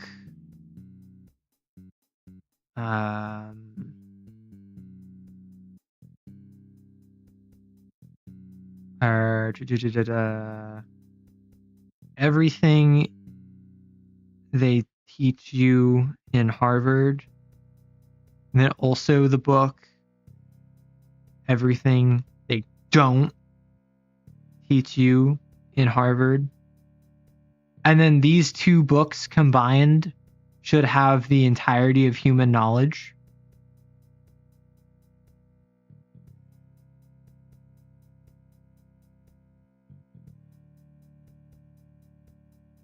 Classic P or P tautology. Edible and dangerous are not mutually exclusive.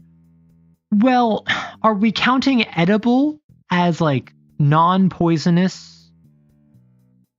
And if we were, like, would we also consider hallucinogenic to be poisonous? Because like alcohol is poison, but it is still considered drinkable because it won't kill you in small quantities. You are able to safely imbibe a large amount of alcohol. It will just impair various functions of you, and then once you reach a certain point, then it becomes too dangerous. Yes, everything is edible once. That is true. Even things you would traditionally think as not being edible, such as like poison, that's edible. Or I would even say everything is edible.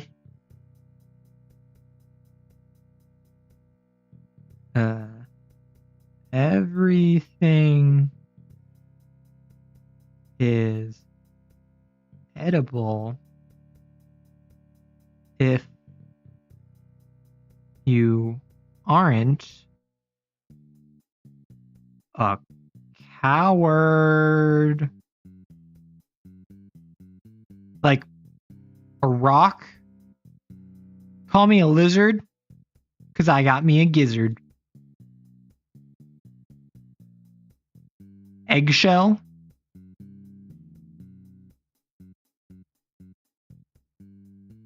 Talk about my appetite fell after eating it. Rat poison.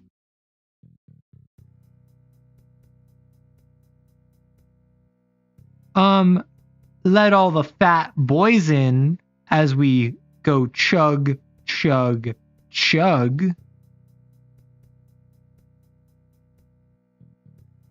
Will I survive? Questionable. Will I have a good time? Also questionable. However, if I'm deathly allergic to strawberries, a strawberry is still edible. It's just not a wise choice to eat. My best friend works in geology. He eats too many rocks as it is. See, have you ever seen the animatic of how to kill a geologist?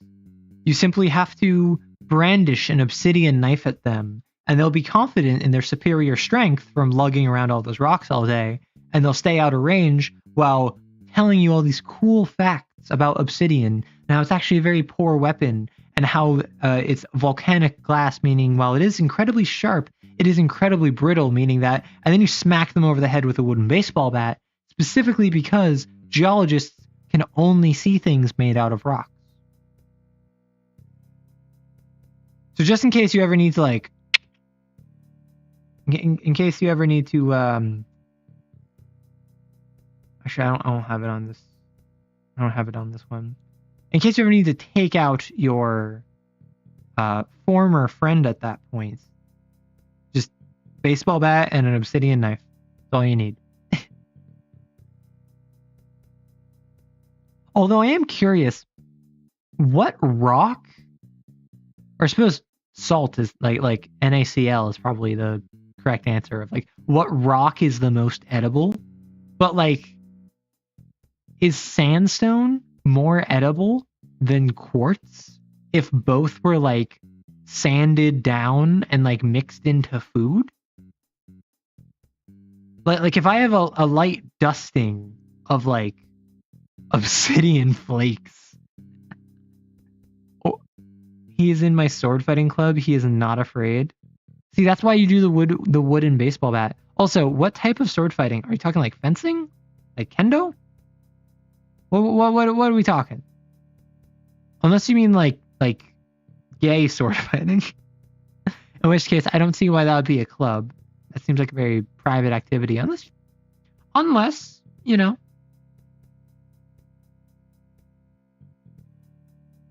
Although, when it comes to sword fighting, a lot of people are quick to like dunk on the rapier.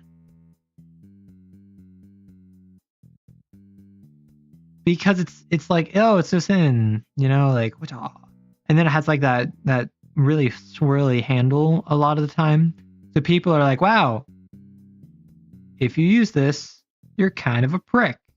But no, the real reason why you're kind of a jerk if you use it is because if I have a sword that's like a cutlass, right? And I'm fighting someone who has like, bro, this is like a Final Fantasy greatsword. We can like slash at each other. We might stab at each other, but it's a real, like, if someone stabs at you with a long sword, what you're gonna see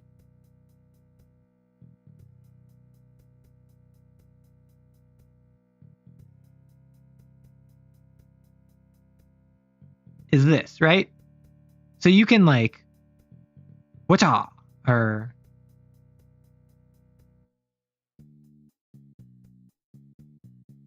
so you can like smack it out of the way, and then you suddenly right? But with a rapier, what you see is just kind of and then it stabs forward and you're dead. You don't even know anymore. I'm teaching Hema and he's gone and done his own thing. I mean, that's what it's really cool, is that it's like, oh, you're doing Hema, he's interested in, like, I don't know, melee sword fighting techniques, and then suddenly you have a really interesting overlap of these two completely different disciplines of what should be the same or similar field. Also, take your chances eating quartz unless the sand comes from a desert. Coarse and sharp sands will tear you up. Interesting. Well, so what I'm thinking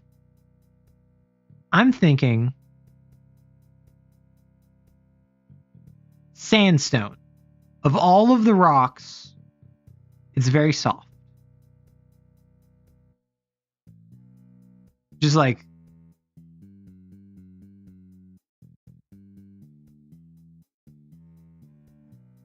grind it down.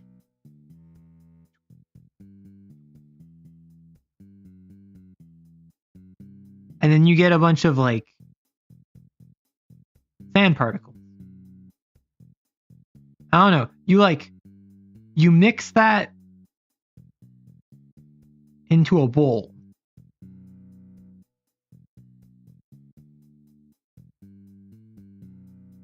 Along with, like, I don't know, flour,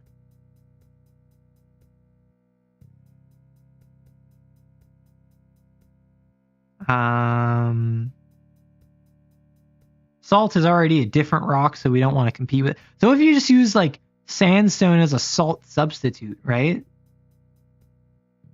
You mix it with like some flour, maybe some water.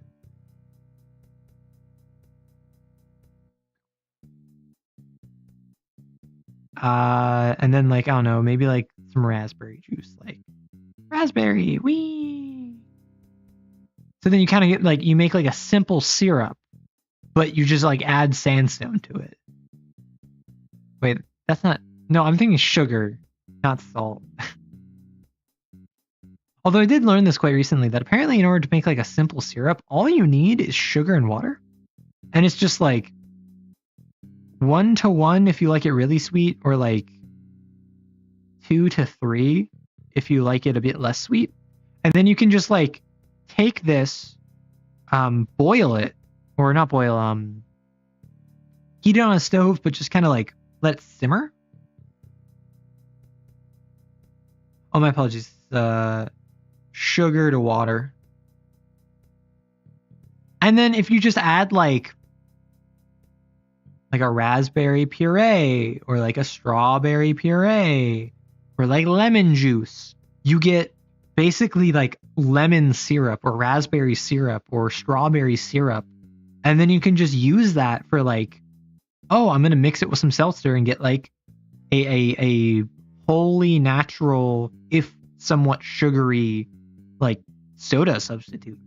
Or you can freeze it to then like kind of make like frozen ice by yourself. Like, I just learned this fairly recently. Oh, I actually made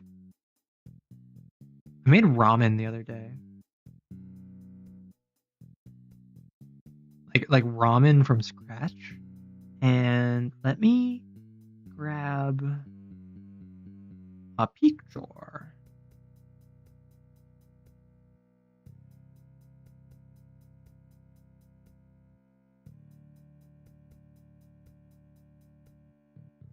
Let me post it real quick.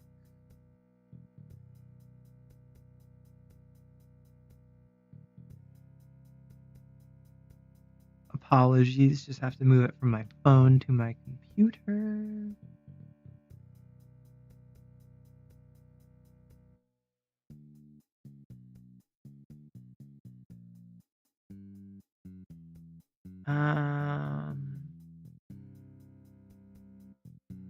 So this is ramen that I made from scratch with some folks.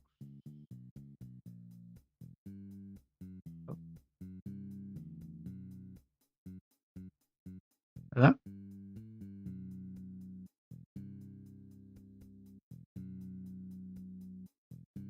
Oh no. Oh no, no, no. Oh, there we go. This is kind of like an angled shot. This is a more flat on. Nice on. I think it's just loading is the issue. My apologies.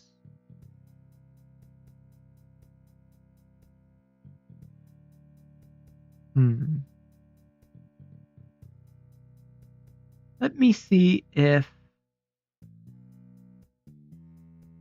Oh. I don't know why this is making my computer so slow. There we go. Yeah, so I actually recently made some ramen. I'm just kind of like talking about learning how to make simple syrup. Maybe think of this. So we made shoyu ramen with a soy stock and shiitake mushrooms as the base with soba noodles. Then we added like bok choy. I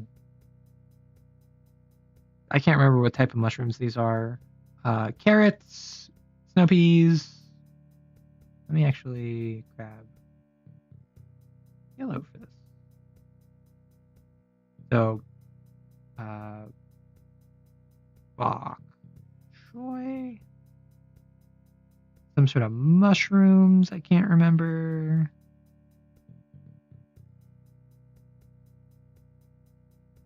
Snow peas. Carrots. Scallions. Or like green onion. Bamboo shoots. And we got soba noodles. Deeper in here is the shiitake because it kind of got buried. And then obviously we got like sesame seeds. We got I can't remember the name of it. So there was a chili garlic mix that we used as like a topping, which was really good. But then there's also this like a flaky powder, which often goes, I think that's on rice or rice products, which is like a seasoning for it.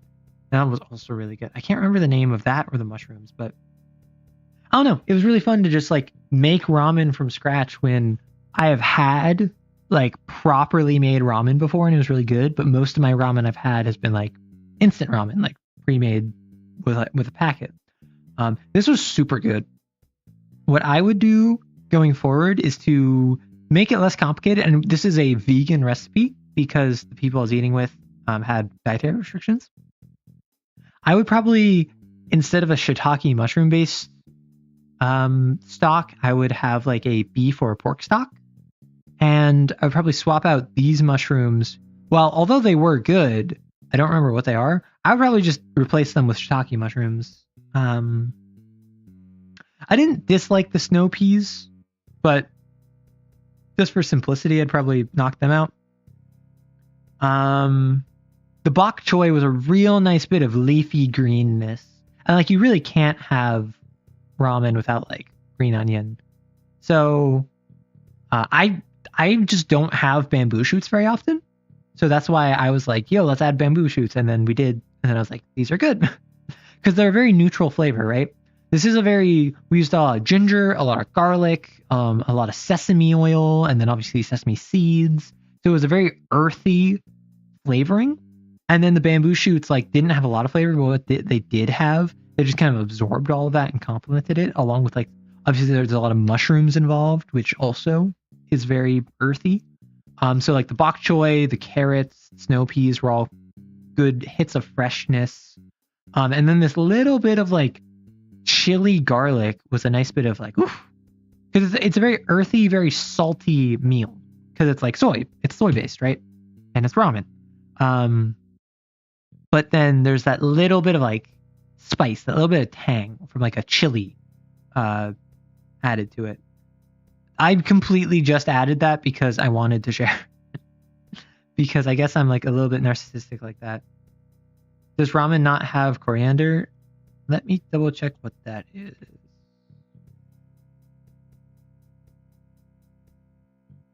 So like cilantro.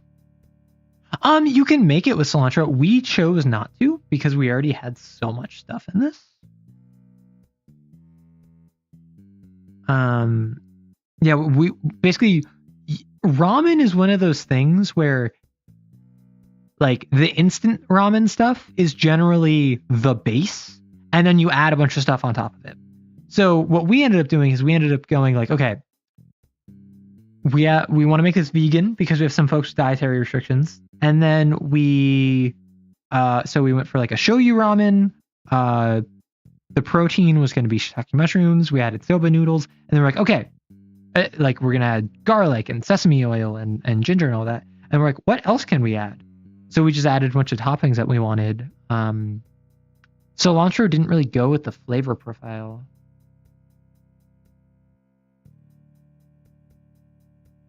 And mind you, I am not someone who's very good with cooking. I was with others who are better at cooking than I am. So I didn't think to bring up cilantro and they didn't. So it may have just been we didn't think of it. But my assumption is that with the flavor profile we were going for, we wanted specifically an earthy, a little bit of spice, a decent bit. We actually had to pare down the saltiness again because dietary constrictions. But this was really good. And I think it would be interesting to have a different take on this where maybe we keep the snow peas, we drop the bamboo shoots, we drop the mushrooms, we drop the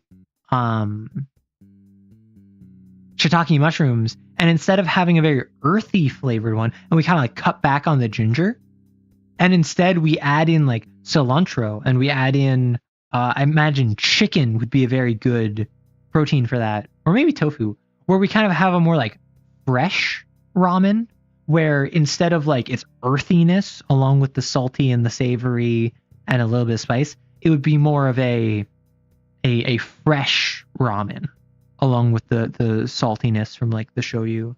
I think that might be really fun as like a different option. That is one where I think that like add in the egg. You gotta have an egg in there. We didn't have an egg because we forgot, and then by the time we thought about it, I was like, it's too late. It's whatever. So no issues there, but goodness. Fair enough. If you find it in an Asian market, a bunch of Thai basil for soups. Interesting. Is there a distinction to be made between Thai basil and just like American basil? Because as far as I'm aware, like obviously there's going to be differences in anywhere that you source your herbs and your plants differently. I'm just kind of curious if there's a notable difference from one place to another.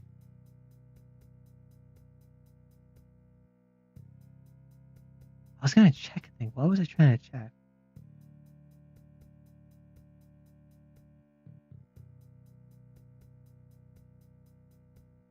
What was I checking? I literally went on my web browser to check a thing. What? Oh, I remember. Oh, so it's just an entirely different species. Interesting. So let me look up Thai basil. Thai basil versus basil. What's the difference? What's the difference in flavor profile?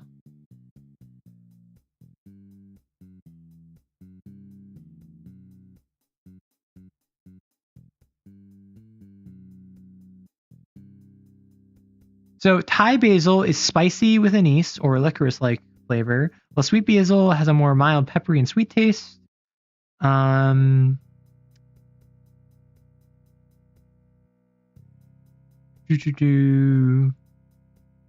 Thai basil has the licorice flavor, but there's also a different one that's holy basil, which has a more peppery clove flavor. Interesting.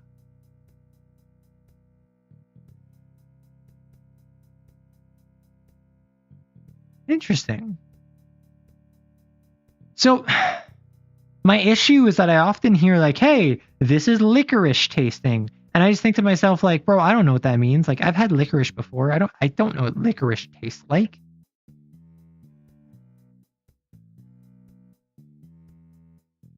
Although, given that the fact it's like it's a spicy licorice like taste, I imagine it would be good to throw in something like the ramen that I made, because it's like it's an earthy with undertones of like salt and spice to it. Though I think a more, I don't know, I keep thinking refreshing, and like I'm thinking like add in some like mint, you know, like cilantro, mint, cut out some of the ginger but not all of it, add in like focus more on the sesame than the garlic, you know, just kind of like change it from more of a spice to more of just like a stimulate, how it feels to chew 5 gum, stimulate your senses, you know. Interesting.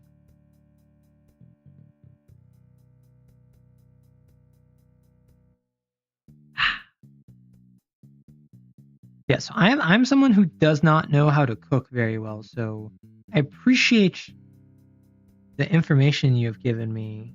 No, I want to select. Why? MS Paint is being weird. We're going to munch on some Thai basil to explain the taste, but I don't have any. That's a shame. So is it just me, or is it always like, I don't know. There's certain things that you always have to have in your kitchen, or your pantry, and I would say like, it's just not letting me select stuff to erase it. Oh, I can just control all. Haha! I freed myself from purgatory. Staples. Garlic. And I would say that I would almost say powdered garlic is more of a staple than fresh garlic. Because fresh garlic you kind of like use when you want it. But powdered garlic is like if you just want garlic flavor.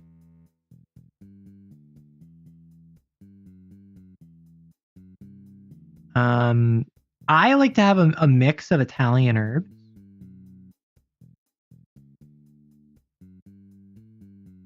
So this is thyme, rosemary, and generally these are all dried because like then I don't have to worry about using them soon.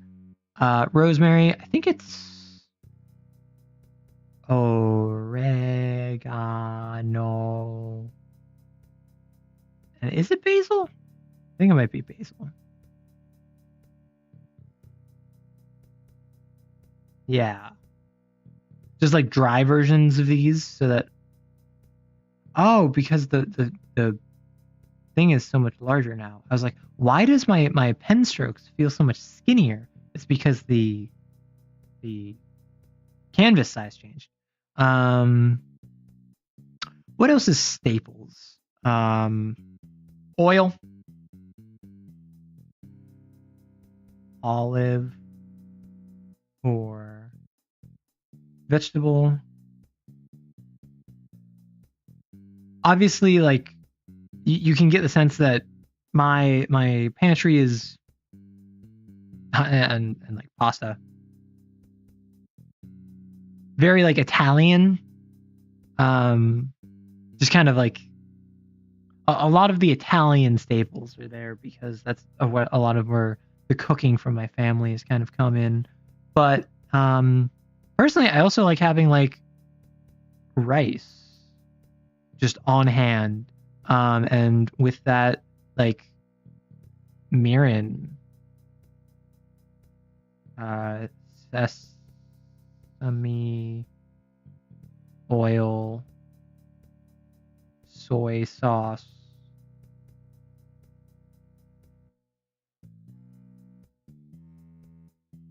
and brown sugar.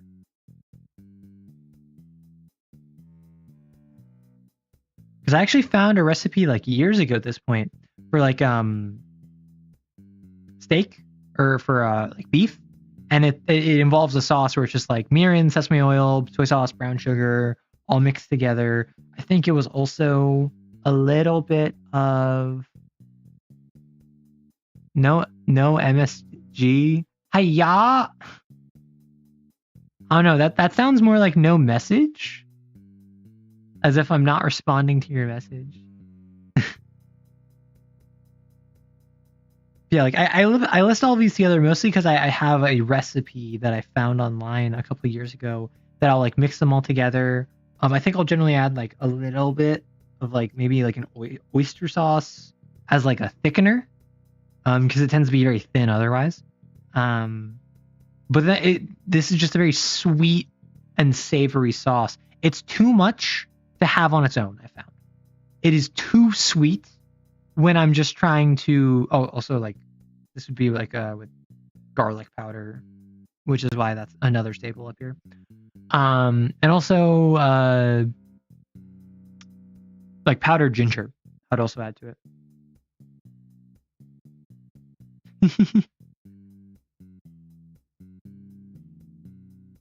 Well, and again, I'm not like a chef. I'm not a cook. I'm someone who just kind of knows a couple recipes, and these are like things I like to have in my kitchen. Let me look up cooking MSG.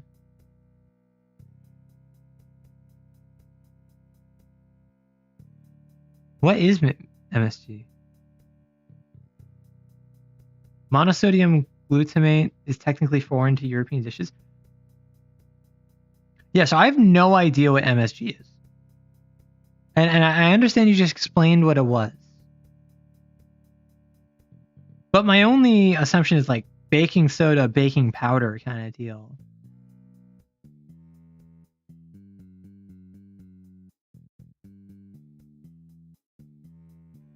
Yeah, so that's interesting because that's one that I'm just completely unfamiliar with, and I'm actually not sure like what dishes tend to use that, or is that just like a more modern substitute for salt that has come around? It did come from seaweed and was only documented. There we go. Okay. So that's something like you pick up in an Asian market to like supplement or otherwise replace high sodium aspects of like seaweed dishes or got it. Yeah. So I don't have a lot of experience with like Asian food market stocking, because that just hasn't really been in my repertoire. However, I really do, and you're gonna laugh at me because it's really simple to make. I want to make onigiri.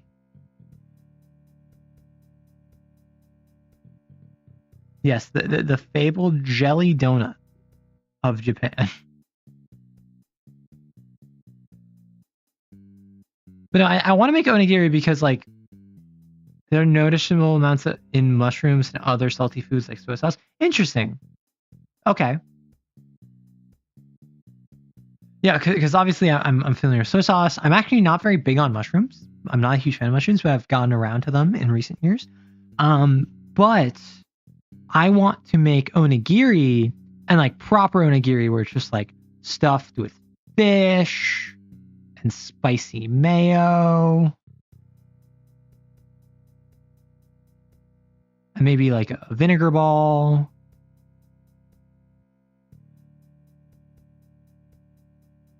Might be they cooked ramen, so I thought they're familiar with Asian, if not Japanese. But just, no. So, funny enough, I'm not very big on cooking. This is actually a friend of mine who is bigger on cooking than I am. We ended up making ramen together, and I've had some familiarity with Asian dishes. I can't say that I like cook them with any regularity. For instance, like onigiri is very simple, but like I have not made it before. I know how to make it. I just don't really have like short grain rice on hand. I don't have a sushi mat. But like I made with the same friend, I made like a chicken katsu at one point. And funny enough, I actually wasn't a huge fan of chicken katsu because I'm not a huge fan of fried stuff, and I'm not a huge fan of chicken. So I had chicken katsu in like a ketchup flavored like sauce. It was like a ketchup-y kind of sauce. And I'm like, I'm not a fan of ketchup. I'm not a fan of chicken. I'm not a fan of fried stuff. So I wasn't a huge fan of it. And then I had chicken katsu ramen from a place nearby me a couple weeks back. Or no, this was like 8 months ago. Has that ever happened to you? Where you're like, hey, yeah, I did this thing like a couple weeks back. Then you realize, no, it was like 8 months ago. But so I got chicken katsu shoyu ramen from this place. And again, I was just like, not a huge fan of the katsu. So I want to explore katsu more because I feel like I might enjoy it if I have something other than like a very like ketchup tasting sauce for it. You know what I mean? Because like my only real experience to it has been with like a ketchup style sauce. So I'm not sure what flavor profile goes with chicken katsu. We can pinpoint Ericus's culinary culture with Anglo-European foods and some knowledge of East Asian foods. So basically, my family. So first off, I am based in the U.S. and I will say I do not have strong ties to other nations, to like other cultures. Because like I think like all of my great grandparents, for instance, were born and raised in the United States. So like even if my like great grandparent was like from Germany or like from the Netherlands or from wherever, then I don't really have any connection to those cultures because my family's been in the US for so long. We've kind of like diverted from any of those cultures. So a lot of my food is based off of like just what my family has picked up. And I think it was mostly my father who picked up like some Italian styles of cooking, which is why like there's so much pasta and like Italian herbs. We had a strong Japanese influence on our family. So I'm familiar with, but don't necessarily know how to cook a lot of Japanese food. For instance, like I've had, I believe it's natto, which is like that bean sprout like snack you can have, and it was like the worst thing I've ever had. I'm not gonna lie, but like I'm familiar with a bit more than like just sushi from Japan, for instance, and like I've had risotto from Italy, or not from Italy, but like Italian inspired risotto before. So actually, like, funny enough, these actually tend to be the two biggest influences, yet I don't have any family ties to Italy or to Japan. Funny enough. And no, I don't mind being called out. I'm very upfront about the fact that, like, I'm just like a white girly from the US. I'm not going to claim to be anything different. But I very much appreciate how international my audience is.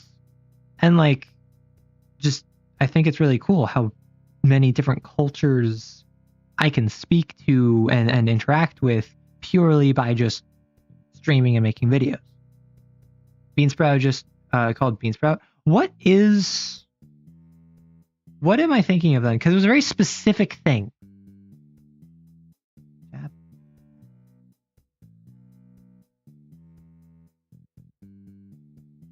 Yeah, so it was natto, because it's a traditional Japanese food made from fermented soybeans. That's what I was thinking of. I said bean sprout. I meant soybeans. I knew bean was in the word. Yeah, I remember eating it and just not enjoying it.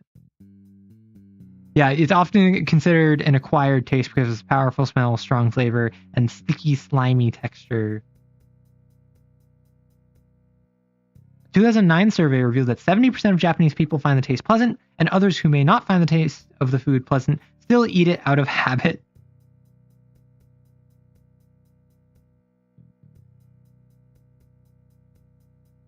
Interesting.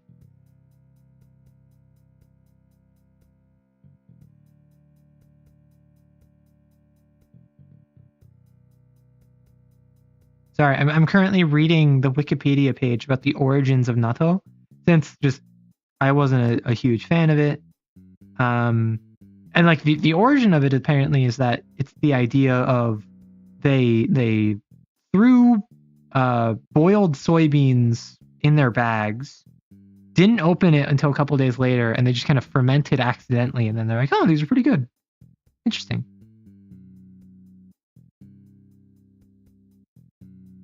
I feel like Chad is part of the group that eats natto. No, that is 100% accurate. Chad doesn't like natto, but eats it out of habit. Is Chad Japanese? One day I'll have to find natto and try it. Yeah, so I actually had this. It was given to me while I was in Japan. Because many years ago, I went on a student exchange program to Japan and spent a small period of time in Japan. And then Japanese students stayed with me at my place. So the host family offered me some natto. However, when I think of food that I had, I think of a couple different things. I think of the natto.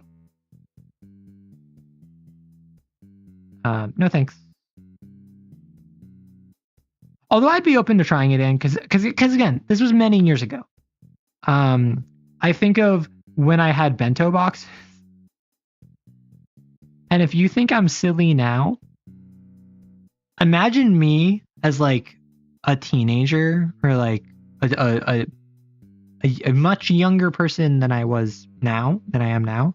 And I'm offered a bento box, and then there's this like bit of rice, and then there's this like ball in the center, and it like makes all the rice around it taste different. So I eat the ball. For those of you who know, this is a vinegar ball. And my host family was so impressed that they offered me another one. So I ate 2 vinegar balls. I also think of the time I went to a ramen place.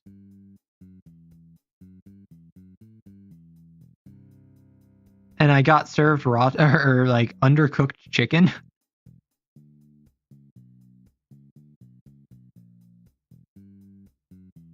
Like it was a ramen place, and I got like chicken ramen, and the chicken was pink. And then I also think of I can't remember what this is called. I don't know how common of a thing this is, but basically they had this bamboo shoot.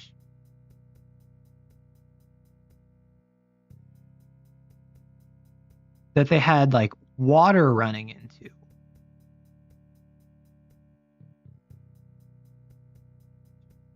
That's supposed to be water. So like water's coming out here. And then what they would do is that it's an open top.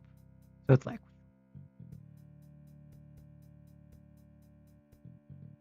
and then they would put noodles up here that would then slide down, and then the goal is that you have a bowl with sauce, and you're supposed to catch the noodles with your chopsticks, put it in the sauce, and then like eat the cold soba noodles in the sauce as they put in more noodles, and then it's a little game to play. Is that called a soba run?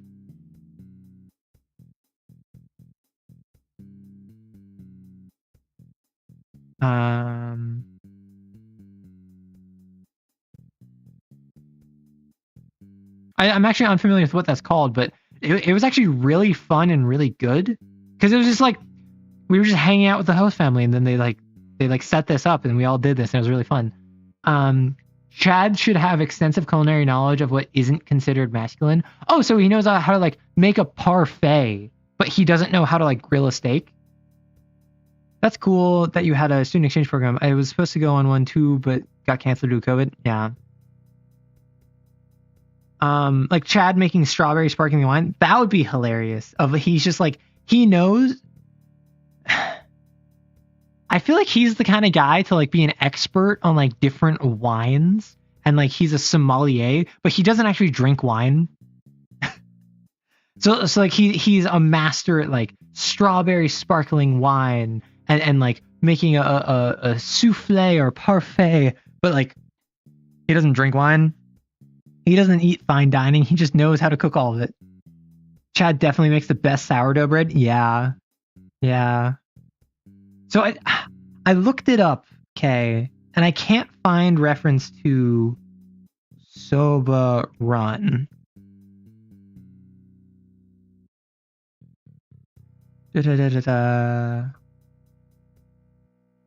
Yeah, whenever I look up like Soba Run, Soba Noodle Run, I just get Soba Noodle recipes. Soba Bamboo?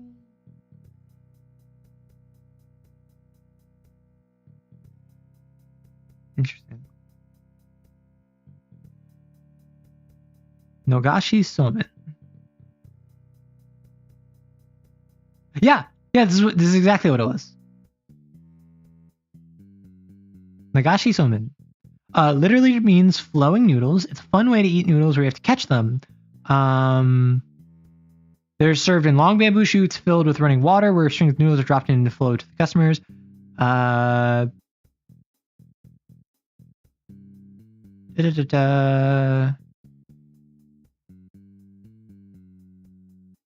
You can eat it with sauce, dashi stock, or cool toppings. Yeah, we just had this set up in the backyard.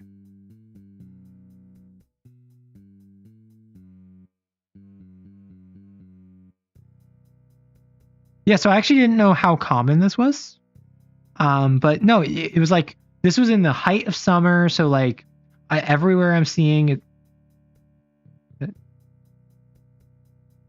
Everywhere I'm seeing is saying like, oh yeah, it's a fun summer activity. It's like to cool you down. It's cool noodles, sometimes even served on ice. So like, I don't know how common it was for them to do it in the summer, but like, that's just something I have a fond memory of. Something I didn't do, but I've learned later is like smashing open a watermelon is apparently super common.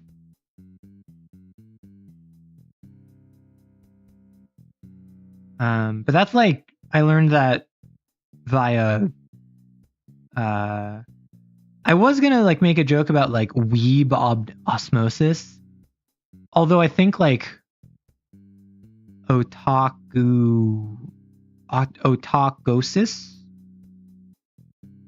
because like no one really talks about otakus anymore. Everyone talks about weebs, right? Because initially, like, otaku was a self-described term, and then weeaboo kind of took over, and then weeaboo got shown to weeb, and then weeb kind of became more mainstream, and now a bunch of people just call themselves weebs, which is like, I don't know if anyone else watches like the etymology nerd on like TikTok or on YouTube Shorts, but it's the idea of like, this is just an evolution of language prompted by, of all places, 4chan, because I think that oftentimes people were calling themselves otakus here, and then they were calling them weeboos here, and then weeboo became weeb, and then weeb was just catchier, I guess. I don't know. And obviously this is all after Wapanese, which was its own thing. It's so silly how insults develop, because like insults generally grow. Well, so there's generally 3 paths for an insult. It either grows to like a slur, or it fades, or it becomes reclaimed.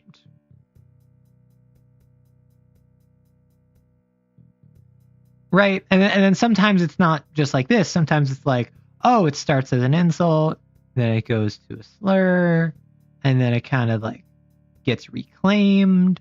I think like twink was one where it's like it was initially used to like insult people, and then it was used like as a slur, not like a super offensive one, but like it was meant to be insulting, and then it got reclaimed, and now everyone's a twink, and we're talking about twink death and whatever. So it's kind of interesting how there's this fluid life cycle between these states, and then eventually it's gonna fade, right?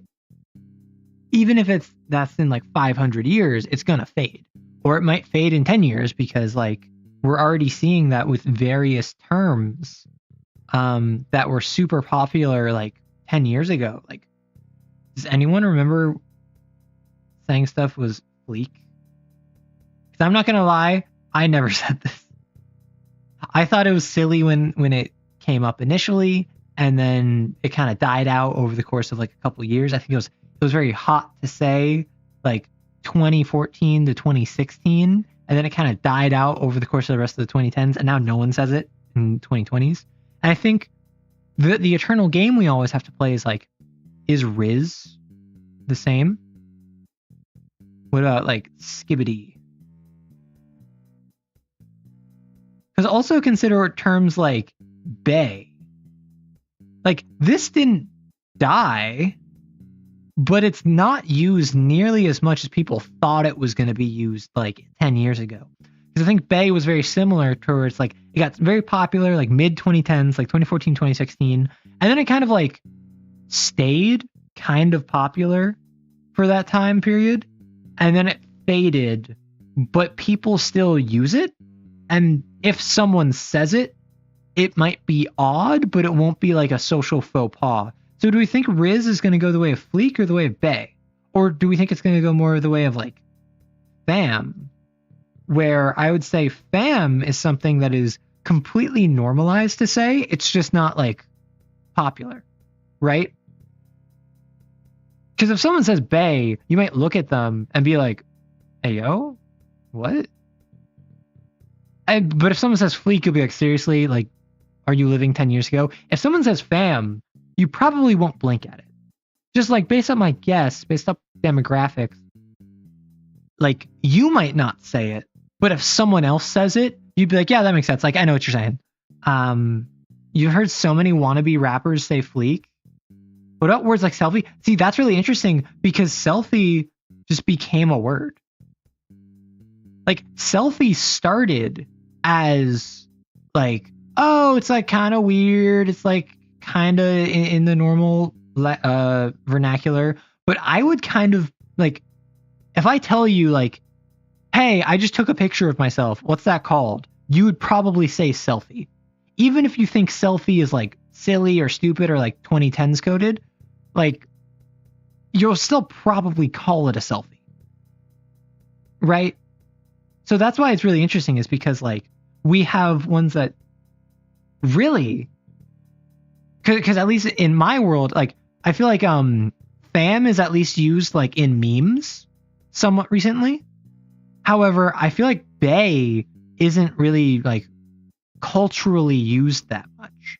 So that's why I think bae is still acceptable, but is a bit like interesting. Like you're using a word that's a couple years out of date. Versus fam is more of a, it's not popular anymore, but kind of everyone understands it. Meanwhile, selfie is one that's like, it's still popular. It is kind of taken on a meaning of its own past being slang. It just kind of describes a picture taken of oneself, right? But I also live under a rock. So if I'm completely wrong, I'm completely wrong. I just think it's interesting to chat about. But yeah, the fact that so many would-be rappers or like wannabe rappers say fleek is really surprising, because like I've played around with rap, but like I'm not trying to make a rap career on Spotify. It's like I'm doing a lyrical exercise, and like this past Friday I released a short that I'm like, it's me rapping, but like that's not me trying to show you how cool I am. That's me being like, no, this is just like, it was a lyrics exercise. I wanted to make a beat to it, rap it. Since I already went through all this effort, I might as well upload it because I want to do something different on my channel. I might be cringe, but I'm free. Meanwhile, a lot of these like wannabe rappers are like, no, I'm going to make it big. I'm the next Kendrick Lamar. I'm the next whoever. And then, a lot of them are probably actually saying, I'm the next Eminem, because the extent of their rap knowledge is, well, Eminem did it, so I can do it. And I don't say that to disparage Eminem. He's an incredible rapper, and I think a lot of people kind of trash on him because his biggest thing is his speed. I mean, but he's also got like pretty solid lyricism. right? Because like the reason you listen to Eminem if you are not an Eminem fan is because you want like an experience Machine Gun Rap. And actually, like a couple weeks ago, I did a little breakdown of Machine Gun Rap and like the different components that go into it. So it's the kind of deal where it's just like the very basic, like the tier one, the step one of Machine Gun Rap is, hey, it has to be fast, right? You have to be able to go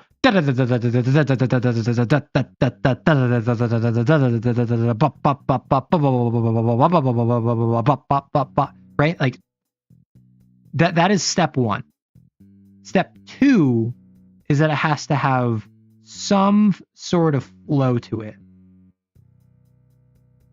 And like some lama duma lama you summon I'm human, what I gotta do get it through him superhuman.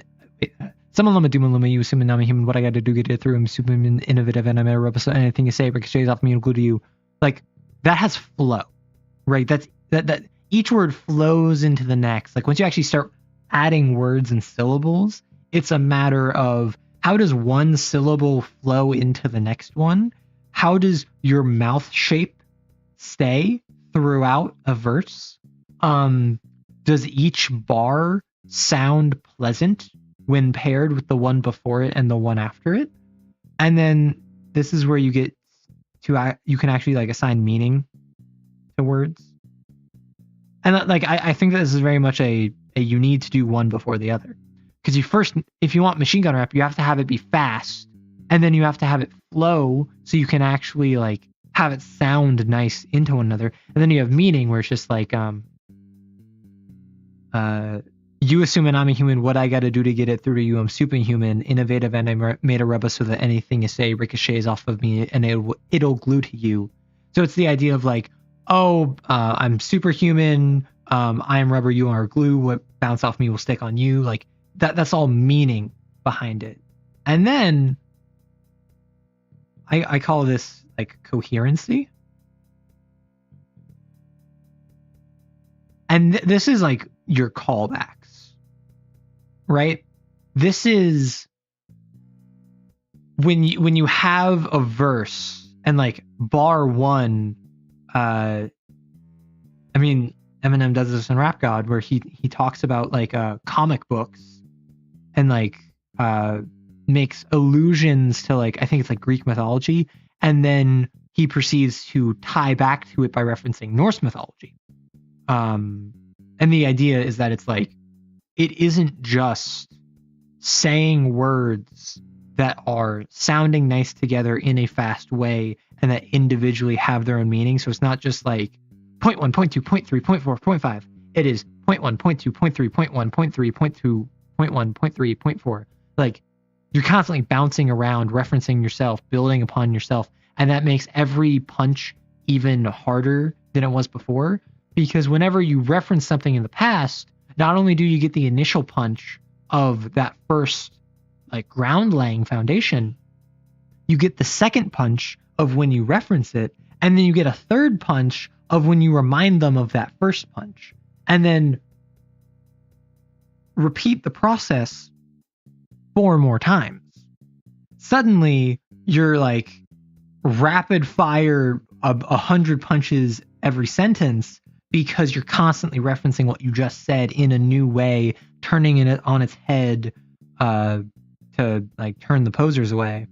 And then suddenly you're in a spot where it doesn't matter what you say. What matters is like how long can you keep it up. And then at a certain point, meaning becomes less important than coherency, because then it's just like, how long can you keep the game going? Like if you make one reference and then you make a second reference and then a third and then a fourth and then a fifth, even if the 6th reference isn't really too interesting by itself, the fact that it's building on 1, 2, 3, 4, 5 other references just kind of like builds it up. Because it's a little bit of, instead of building vertically, it's more like 1, 2, 3, 4, 5, 6.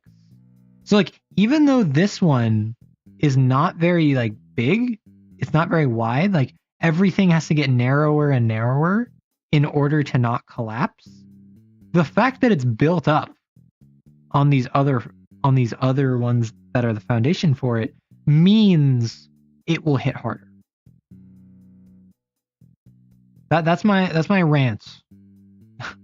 That's my rant on machine gun wrap, which is not like the second time I've done that.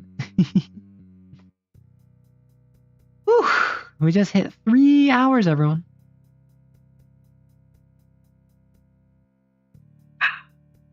Well, initially this was going to be a tarot stream, but it kind of ran off the rails and I was just kind of yapping. I might wrap it up here or soon. I have videos that I got to set up for next week. So let me ask y'all, how are you feeling? Do you have any questions, any comments, anything you want to bring to my attention? Anything you want to ask me? Because if not, I think I might just wrap up.